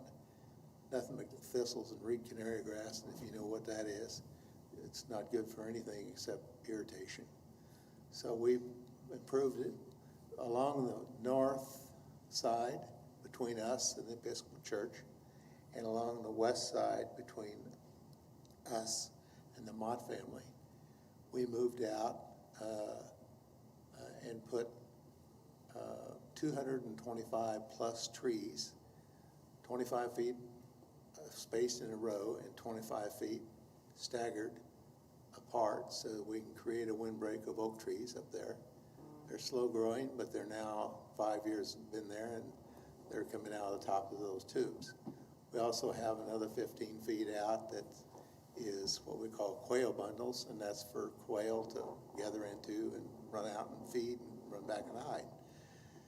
And the goal that we looked at it and said, what can we do to help this community? This community is hurting.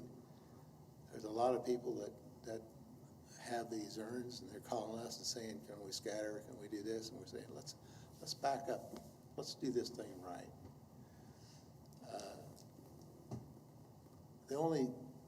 When you ask a question about it being gridded or plotted or whatever, we intend to grid it because we have to know where that location of something, if it was unearned. Most places that deal with this always put it in an urn. In some cases don't, but if we're going to do it, it's going to be biodegradable urns because we're a conservation organization. And around that is packed, for lack of a better term, Scott turf soil around it because human ashes are caustic when they have been burned, cremated. So we're just providing a better place in the ground for it to be. Our encouragement, though, is for those that really have a free spirit or want to, scatter those ashes in the wind. It's going to go over 35 acres, and that acres is going to be cut for hay. Now, I've given some stuff to staff here. I think it got too late to your packets, but it's there and available, and they'll give it to you on the degradation that occurs through typical casket burials and stuff. And I'm not knocking that a bit. If that's your choice, that's your choice. We're just got another option. We worked with the township. They came to us and said our interest was going to be off 127th, and I agree. We've down here, 127th looked like inside of a racetrack at a Saturday night destruction derby. And I'm no disrespect to him. It's just what we've got, what we got to work with. So at his request, we moved the entrance over to 127th Street, or over to 79th Street, and so it's coming off of there.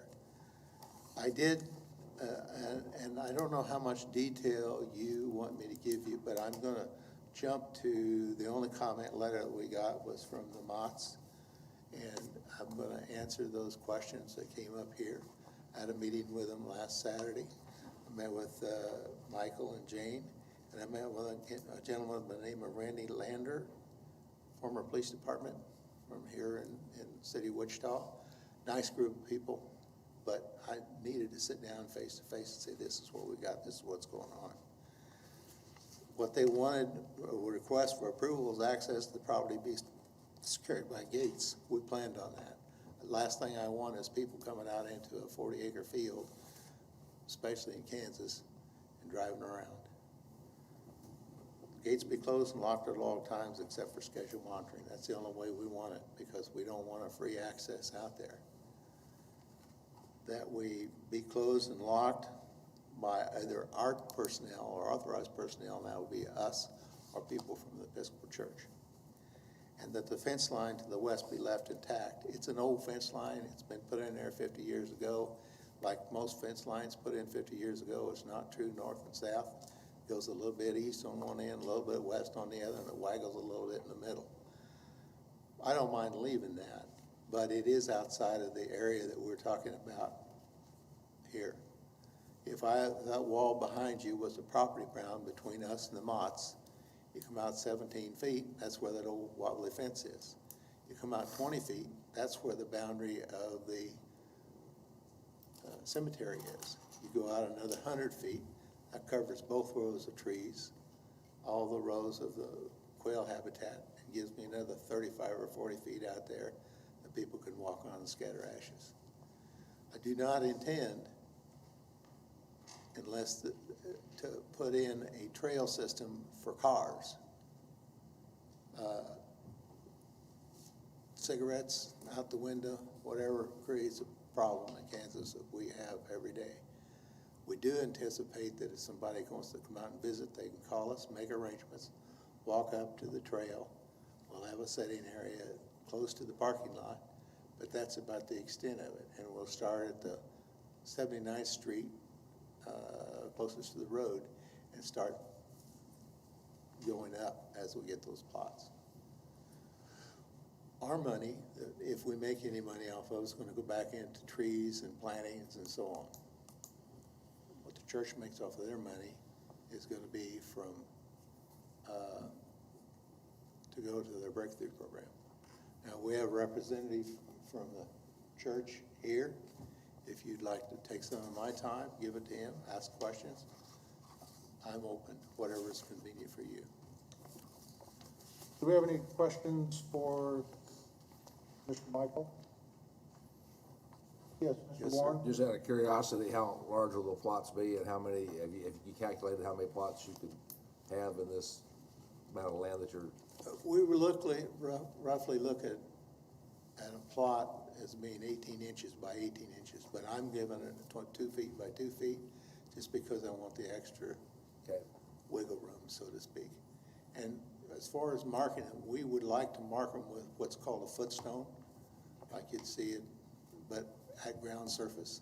So that way, if we ever have to go back and locate them for some reason, don't think we ever would, but nowadays they're coming back sometimes and wanting to, if they've got an urn, wanting to get ashes for an advanced autopsy or something like that. Okay. But it's not, no headstones. I want you to be able to drive down 79th or 127th and it still looks like a field. Any other questions? I got a question. Right here. Yes, Mr. Harper. So, how big an area are you gonna set aside for parking? For 10 cars. 10 cars.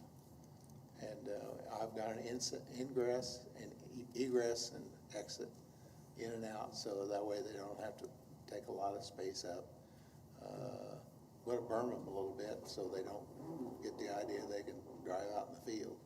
Mm-hmm. And people are kind of that way sometimes. Okay.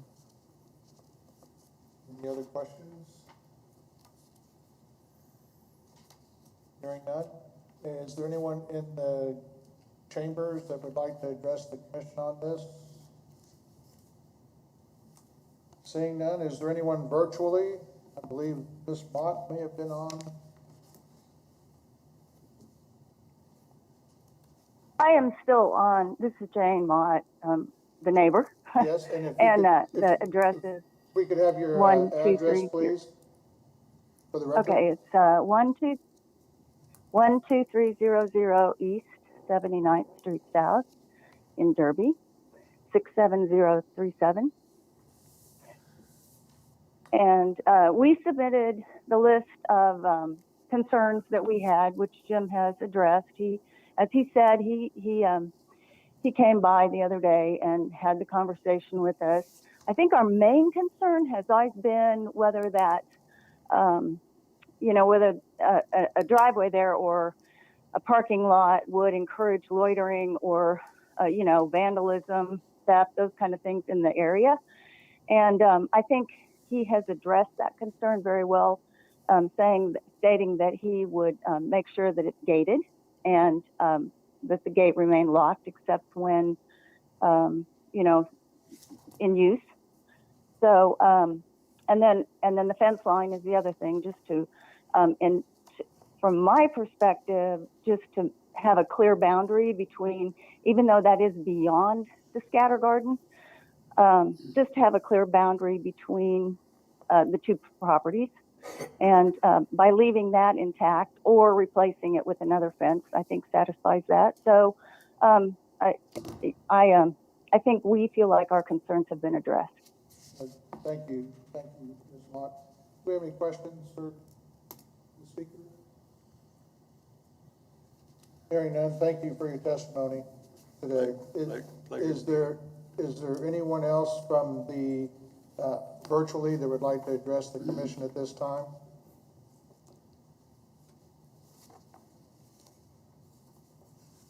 Hearing none, we'll bring it back to you, Mr. Michael, for 2 minutes of rebuttal. I'm going to turn it over to Mr. Lloyd back here, unless you have his comments, if that's okay. Yeah, if you just I will be glad to answer any questions anytime for you. Staff's been great to work with, so. Any other questions? Mike, if you want to come down. Thank you. Oh. I'm just going to let Mike come down, if that's okay. Perfect. I think we're ready to make a decision.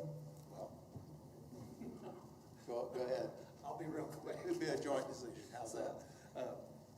I'm Mike Lloyd, and pastor of St. Andrew's Episcopal Church in Derby. I'm also a board member of Episcopal Social Services Breakthrough. And we are, as Jim explained, we're in a partnership with the Sunflower Land Trust in this project. And again, Episcopal Social Services and Breakthrough will pretty much manage most of the administrative tasks like securing permits, any necessary permits, working with funeral homes, working with the families, and establishing fees for this service. And those fees have not totally been determined at this time, but they will be less than a traditional burial. And that's one thing that appeals to a lot of people when it comes to interment of the remains of loved ones as well. Another thing that's really, Episcopal Social Services and Breakthrough will handle any kind of marketing projects as well, getting things up on our website. And Jim also explained about some sort of a mapping where family members could locate where their loved ones might be placed. And we will do something like that where people who have chosen to have their loved ones interred into the biodegradable urn, into the little space there, can locate where their loved ones are placed. So, just to give you an example, there is a lot of interest in having this service available in this area, and especially the way the Sunflower Land Trust has envisioned this to be a totally natural preserve. I think that really appeals to people, knowing that their loved ones are going to be placed in this natural environment. And again, like Jim says, if you go out there now, it looks like basically a hay pasture, but all the any vegetation that is planted will be natural. and I think Jim and I have talked about it, if a loved one does want to have some flowers maybe placed where their loved one was interred, it would be a natural perennial of some sort, again, preserving the natural landscape. And just a quick example of how this service appeals to people. One of our church members, her husband died unexpectedly over 2 years ago, and they chose to have him cremated. And they live in the Rose Hill area.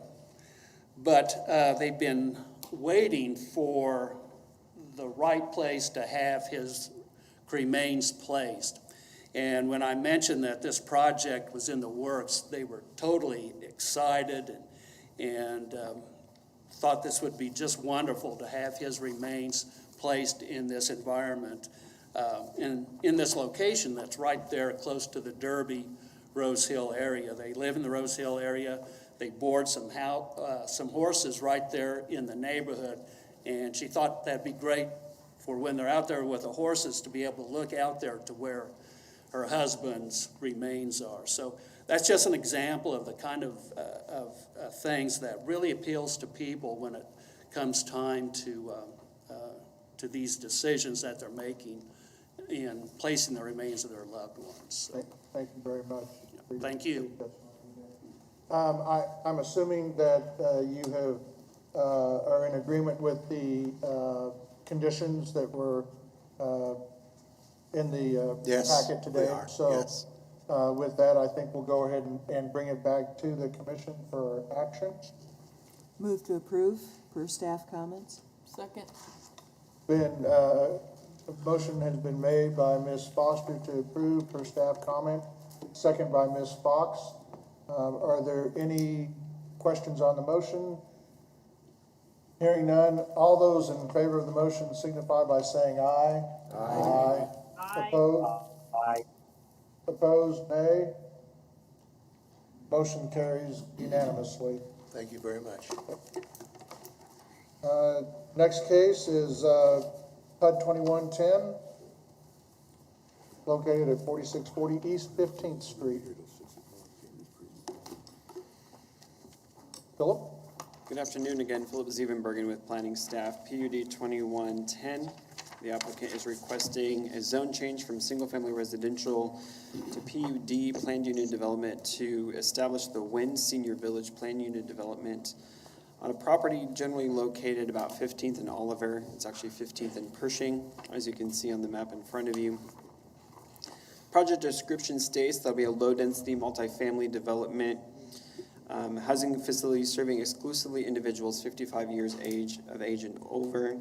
The senior apartment complex will have on-site community gathering building intended to offer residential activities, community personal care services, personal improvement services, general office spaces, and in-house facility management. This type of a senior living complex is not a nursing care facility. It is a residential care facility, so it's not something that has to be licensed by the state. They just will have an age requirement in order to be leased to. If this sounds familiar, it should. This was first brought before the Planning Commission in fall of 2020. It was actually heard by the Planning Commission in January of 2021.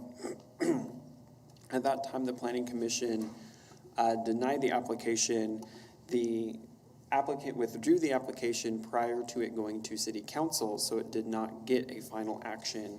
If we want to skip ahead to the case history, I'll briefly go over the differences between this application and the one that was previously submitted by the applicant. There's a table under case history from PUD 2020-07, which was the one heard in January, and this one, the 2110. Both will have a base zone of multifamily MF18. So for uses that are permitted by right in MF18, in addition to that, they both will have personal care services and personal improvement services, which basically kind of lump together for like nail salon, hair salon, licensed massage therapy, things of that nature. Also like a laundromat could be in there as well. They both will have community assembly, and that's primarily for the residents to be able to have a community activities on site. Trying to not get feedback here. Where it differs greatly is this application is requesting general office as a use and not a restaurant that would have the option of serving alcohol.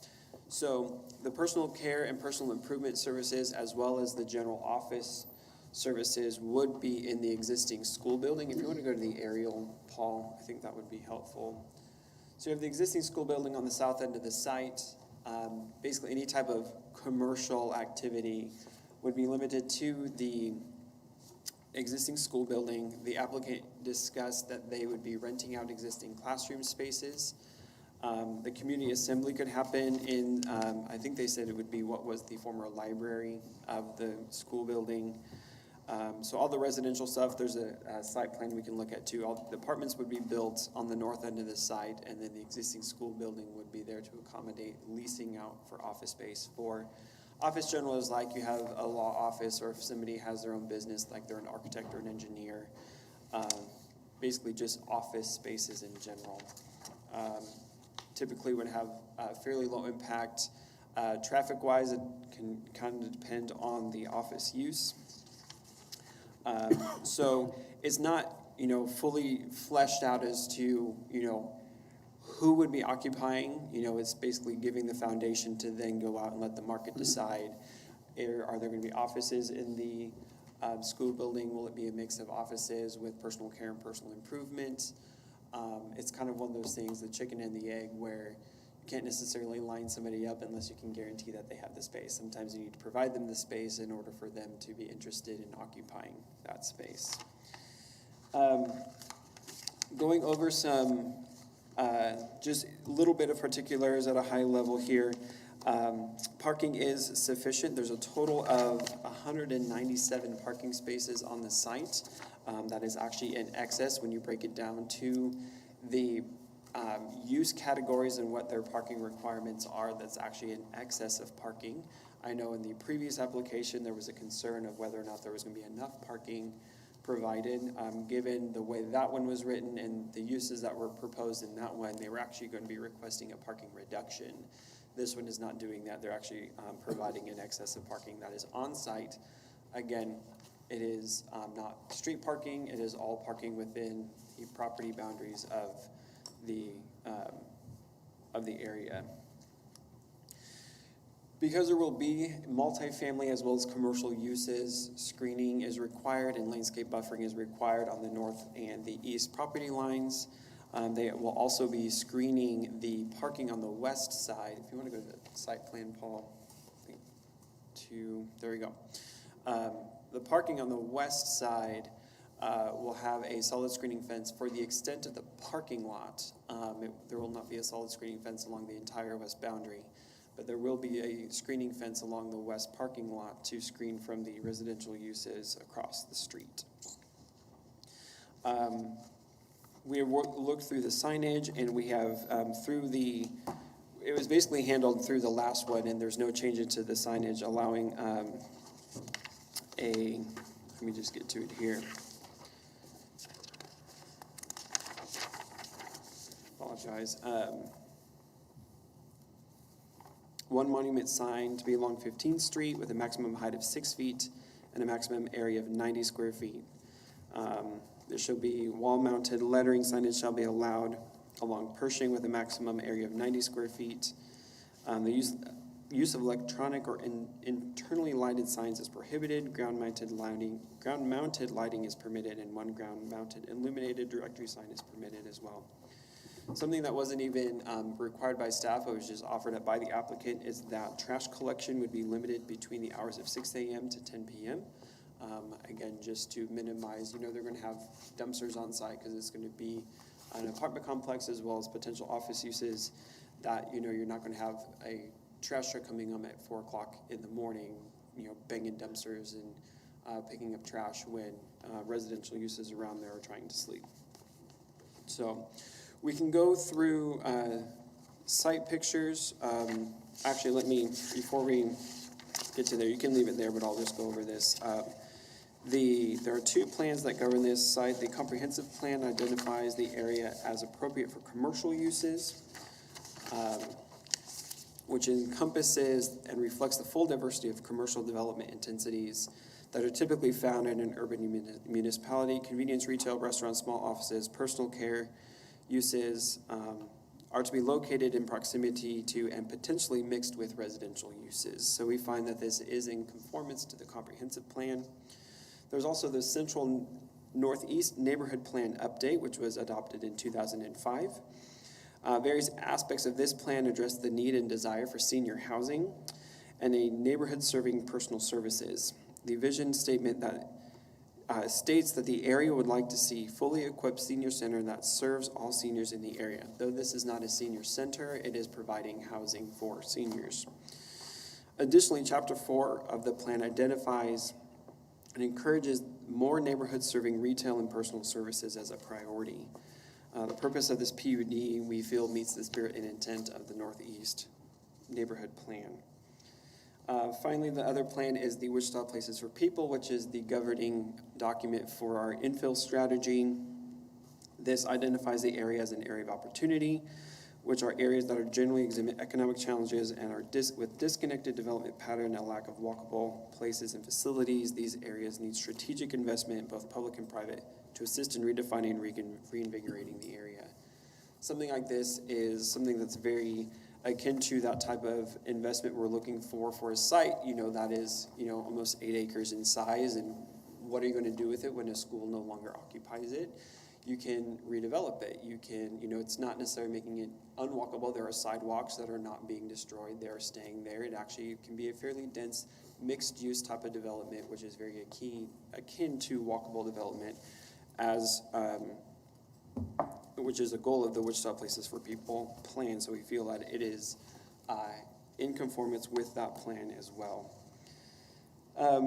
The only condition we have for an approval recommendation is that they add community assembly to the permitted uses under General Provision 4. That was just kind of a carryover where it was recommended last time as well, and it's just the language not included, but that use needs to be included in order for them to do what they want to do for the community assembly aspect that they're requesting.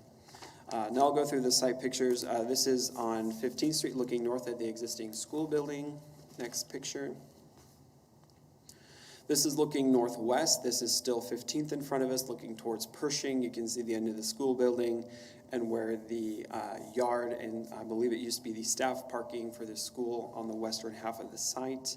You can see these, some of the houses across Pershing, across the street. Next picture. This is on Pershing looking east at the site where the apartments would be constructed.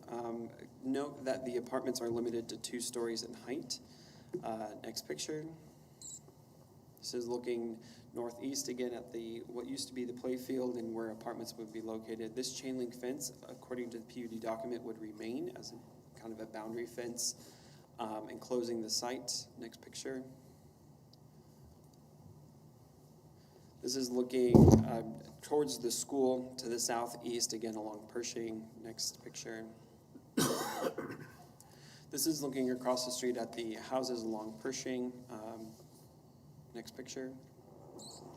And this is looking east along 15th Street with the houses that are on the south side of 15th Street, which all of them are oriented to the side streets and none of them facing towards the school. With that, I can stand for any questions. Questions?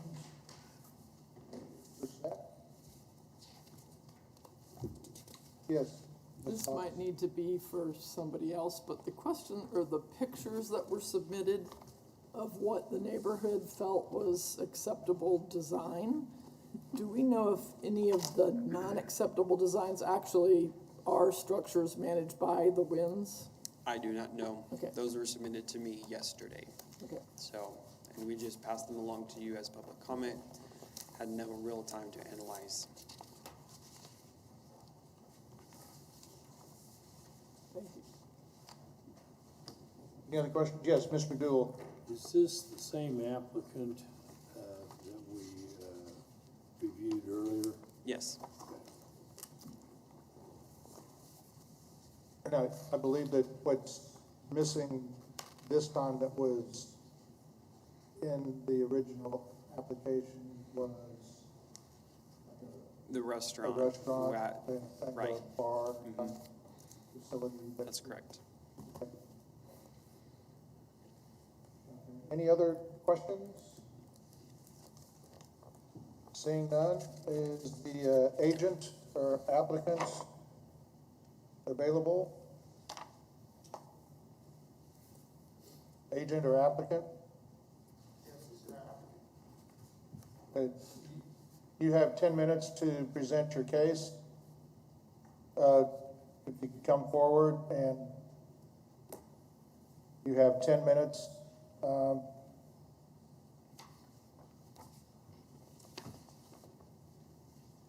We could have your name, and if you could come to the podium itself. You have 10 minutes. If you could state your name and address for the record. Yes, my name is Tai Nguyen, and I'm acting as the CEO of the Nguyen Senior Village. I'm new in this position, and I will try to do the best I can. This is Ms. Kan Nguyen. We're not related. We have the same last name, and she's the founder of the Nguyen Village. I'm not sure what are you expecting us to present, so I'm gonna start by answering questions. If there any concern that we can answer. Okay. Do we have any questions of the applicants? Do they agree to the conditions that the staff brought forward? Yes, there are some conditions that are listed here. Are you in agreement with those conditions that are in the packet? Yes, we all agree to it. Condition of approval, yes, we do agree to it. Okay. And Ms. Fox, did you have a question? I don't know if it's an acceptable question. I guess I just tried to, what is your experience with multifamily development projects? We don't have any much experience, but Ms. Khan does have own multifamily apartments, so she does have experience in managing multifamily apartments.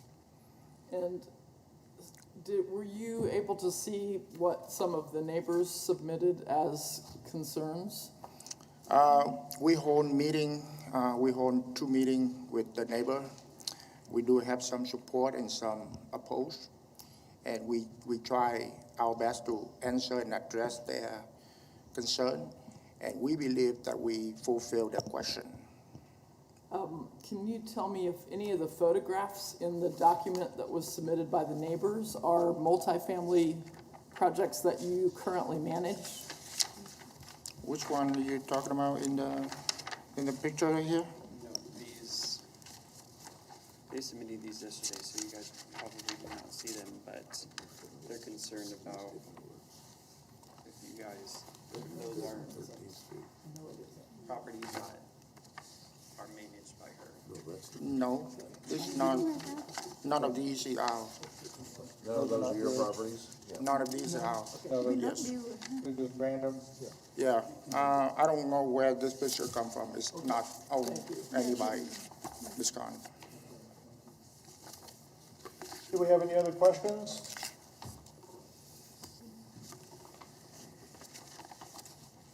Hearing none, if you would just if you want to go back to your seat, you can. I'm going to open it up for questions from people who may be online. Okay. And then, depending upon what we hear, you'll be able to come back and respond to concerns that you might hear during listening portion of the meeting. So, Yes, sir. Thank you very much. Phil, did you have something you were gonna, okay. Is there anyone in the council chambers that would like to address the commission on this case? Seeing none, is there anyone virtually that would like to address the commission on this case? Yes. If you could state your name and address, and you have 3 minutes. My name is Maxine Bostic, and I represent LRE Foundation and a charity, and we're located at 4601 Vesta Drive. we are gravely concerned about this. I have submitted my comments and the comments of some other neighbors based on the representation of this client with other individual properties, how irresponsibly they have been handled. One that's located at 4602 Vesta Drive, I've experienced, and the one next door at 4607. I can name other addresses, but I have evidence of the kind of people that have been there and throughout this Kenmar neighborhood that the client has used, and she says she screens them, but the evidence of what they produce in noise, crime, shooting.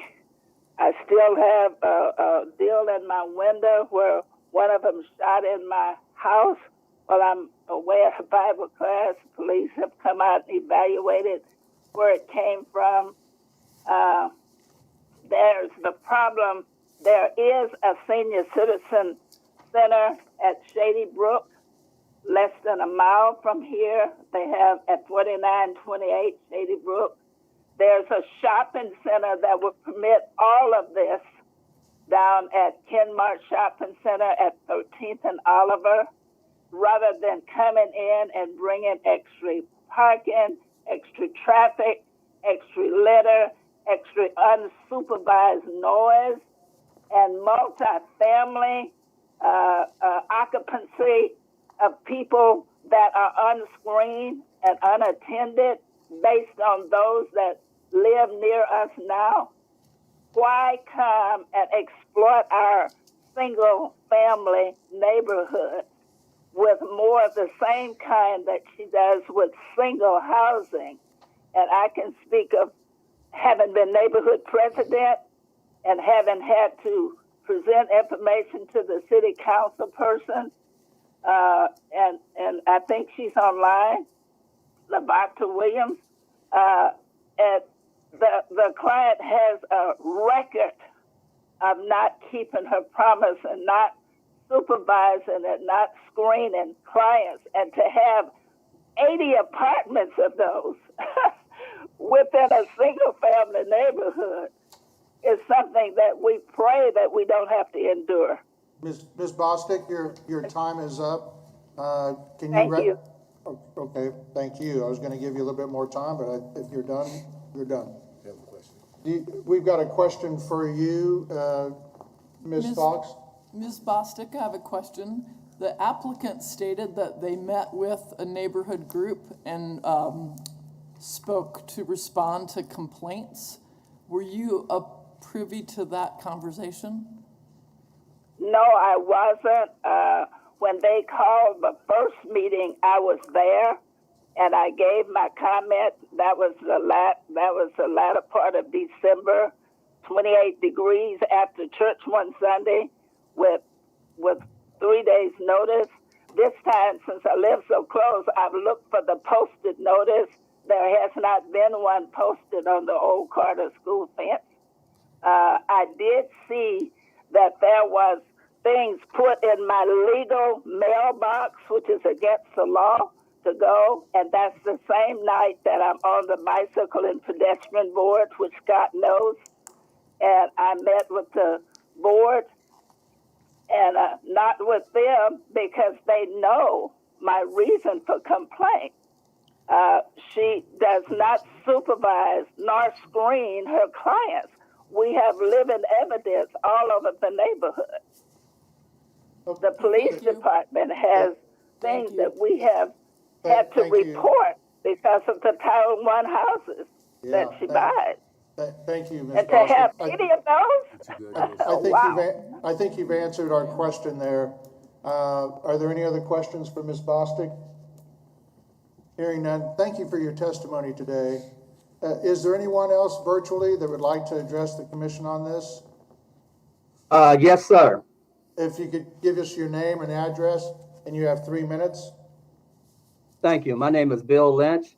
My address is 1662 Kenmar Street. And I just want to know the pictures that you just got through showing to the winds. Where did you get those photos from?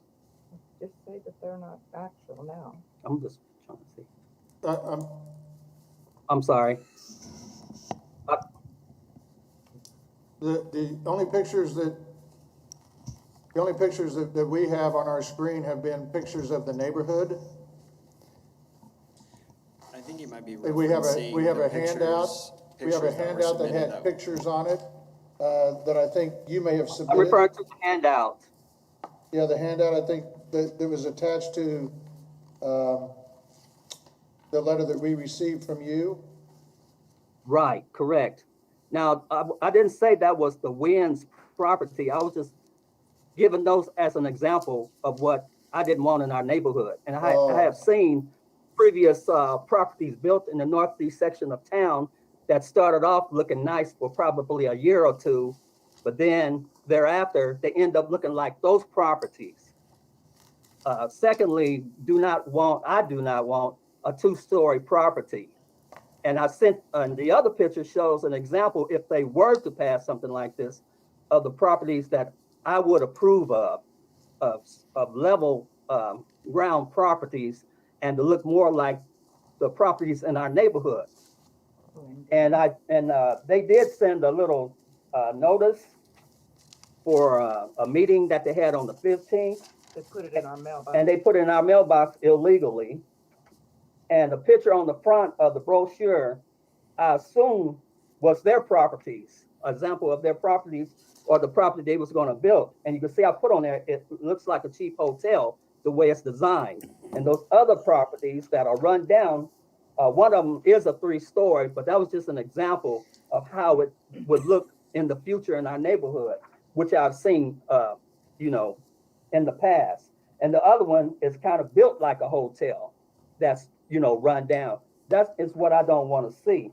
Also, I mentioned in the letter that several researchers have found that larger and more concentrated affordable housing developments were more likely than smaller developments to have a negative impact on the nearby property values. Although more affluent neighborhoods, property values such as Tallgrass, Willow Bend, and College Hills, for example, would be less affected by a new real estate addition, such as a low-income apartments. They probably wouldn't even allow it. It would be the opposite for our neighborhood and may cause our property value to decline as time progresses. And another thing, the pictures that they show. Yes, sir. Your time is up. Can you wrap up your comments in about a minute? Okay, well, I just feel that I wouldn't agree with the type of property they putting a $10 million property in our neighborhood where we don't even have a proper grocery store that provides fresh fruits and vegetables within a 5 miles radius. And they're going to bring more. And they're trying to bring more people in this area. How's that going to benefit anything? I don't see it benefiting our community. No, Plus, they have no roots in our community to begin with to know, what we need. And they could do what they're doing here on 13th and Oliver. As they mentioned, yeah, they can do it in a property that's already zoned for that. Why do they have to rezone our area to accomplish that, Especially when they don't have any experience. Okay. Thank you for your testimony. Are there any questions for the speaker from the commission? Hearing none. Once again, thank you for your testimony. Is there anyone else virtually that would like to address the commission on this case? Yes. My name is Deborah Lynch, and I live at 1662 Kenmar. That was my husband that was speaking just now. Okay. And I'm in agreement with him. Okay. Them bringing something into our neighborhood that they could have very well placed someplace else without coming in here and disrupting our single neighborhood family. It's going to affect our tax base. You can't say that it won't. It's going to change up our neighborhood as far as the amount of people that are over here is going to get crowded, which is going to lead to a lot of things that we have not had to deal with in the 25 plus years that we have lived here. It's going to disrupt the traffic when they get ready to put in the pipelines and the water lines. It's going to disrupt the lifestyle, the livelihood of the people that live up and down these streets peacefully and have enjoyed living over here. What they're trying to achieve at this school, at this property across the street, could have been achieved someplace else. I believe that there is an ulterior motive for them building in that particular place because of the things that are happening over at WSU. Our community is not going to benefit from any way with them doing and following through with a strip mall inside of a school building and whatever type of apartments that they build that will be mismanaged, bringing more people into a neighborhood that is not equipped to handle it. That's all I have to say. Okay, thank you. Thank you. Thank you, Ms. Lynch. Do we have any questions for Ms. Lynch from the commission? Hearing none, thank you again for you and your husband's testimony. Is there anyone else virtually that would like to address the commission on this case? Yes, I would like to address, please. If you could state your name and address, and you have 3 minutes. My name is Lavonta Williams, 3928 Vesta Drive. And I too am in opposition of this project. I feel as if this particular area is a targeted area. The people that own this school and the property now surrounding it own approximately 120 other homes or multi-living facilities, over 120. And most of those, I will say, are in the 67219, 14, and 08 zip codes. Most of those are people of color. So if the property, to me, it seems that if property is not up to standard, if property is left vacant, if property cannot be paid for by the property taxes, I feel that these are the types of houses that this organization goes for. And many of them are in this particular part of town, 19, 14, and 08. So I have a problem with that. There was only one meeting that I attended, and it was on a Sunday. And I did mention to them, if you're talking about culture, you would understand that this culture saves Sunday as a very memorial day. It's a church day. It's a religious day. But they called a meeting, and some of us went. None were in favor of this particular project. And that is because we don't live well when there are 80 people crammed into one particular area. I mentioned to them that no, we don't live well in high-rise areas as well. And during my city council time, I did not let anything go higher than 2 to 3 stories. So yes, they did listen to that, but to put 80 people crammed into that particular part of the area is not a good idea. I think the use of the senior citizens is just a word. I do not believe it is their intent to ask and to put seniors in that facility. And if you put seniors in there, what is the age of a senior?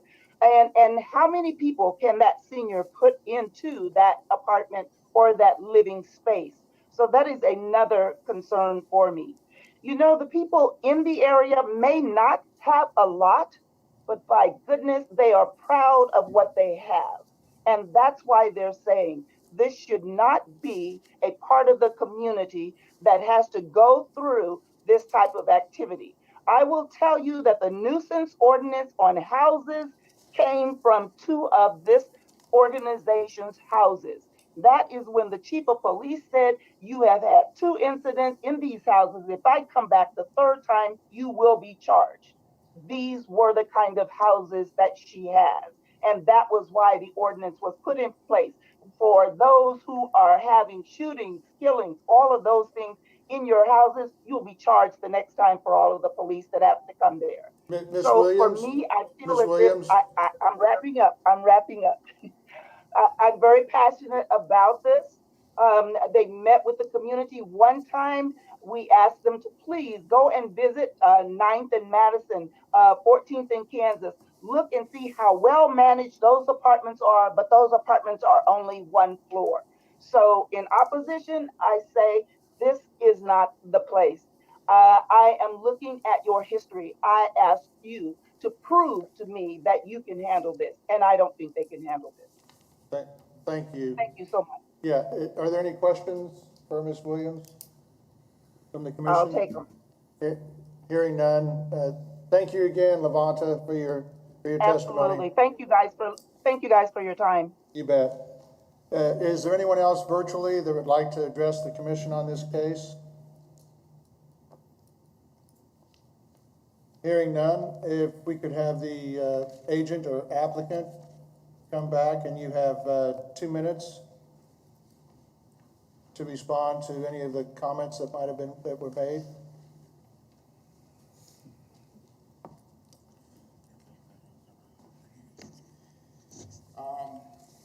I'm responding to the complaint about other rental property, about drug or gang or illegal gambling. None of that is applied to the address that KB Rental is owned by her. And none of that complaining will happen in any of that address here. So it's not what I was responsible for. About all the complaint, Ms. Khan was contact the city inspector, and there are no active complaining against KP Rental. Another thing, yeah, and we have the email that from the office of inspector. Okay. And I want to be clear that the KB Rental and the Wing Senior Village is 2 separate entities. KB Rental is managed by her, and whatever that fall on her is on her. The Wing Senior Village is managed by me, and this is brand new. This is a separate entity. And within my responsibility, I do the best to make my investor happy and the neighborhood happy. That's all I can do. Okay, thank you. And I will do everything legally and morally. Thank you very much. Are there any questions for the applicants? Hearing none, we'll bring it back to the commission for action, and you'll soon find out. Thank you. Thank you. What's the wish of the commission?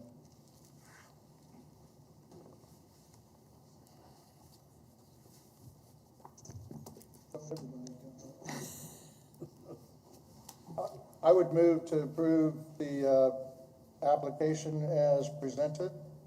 Second? Been moved and seconded to approve the application for the PUD. Are there any questions or comments?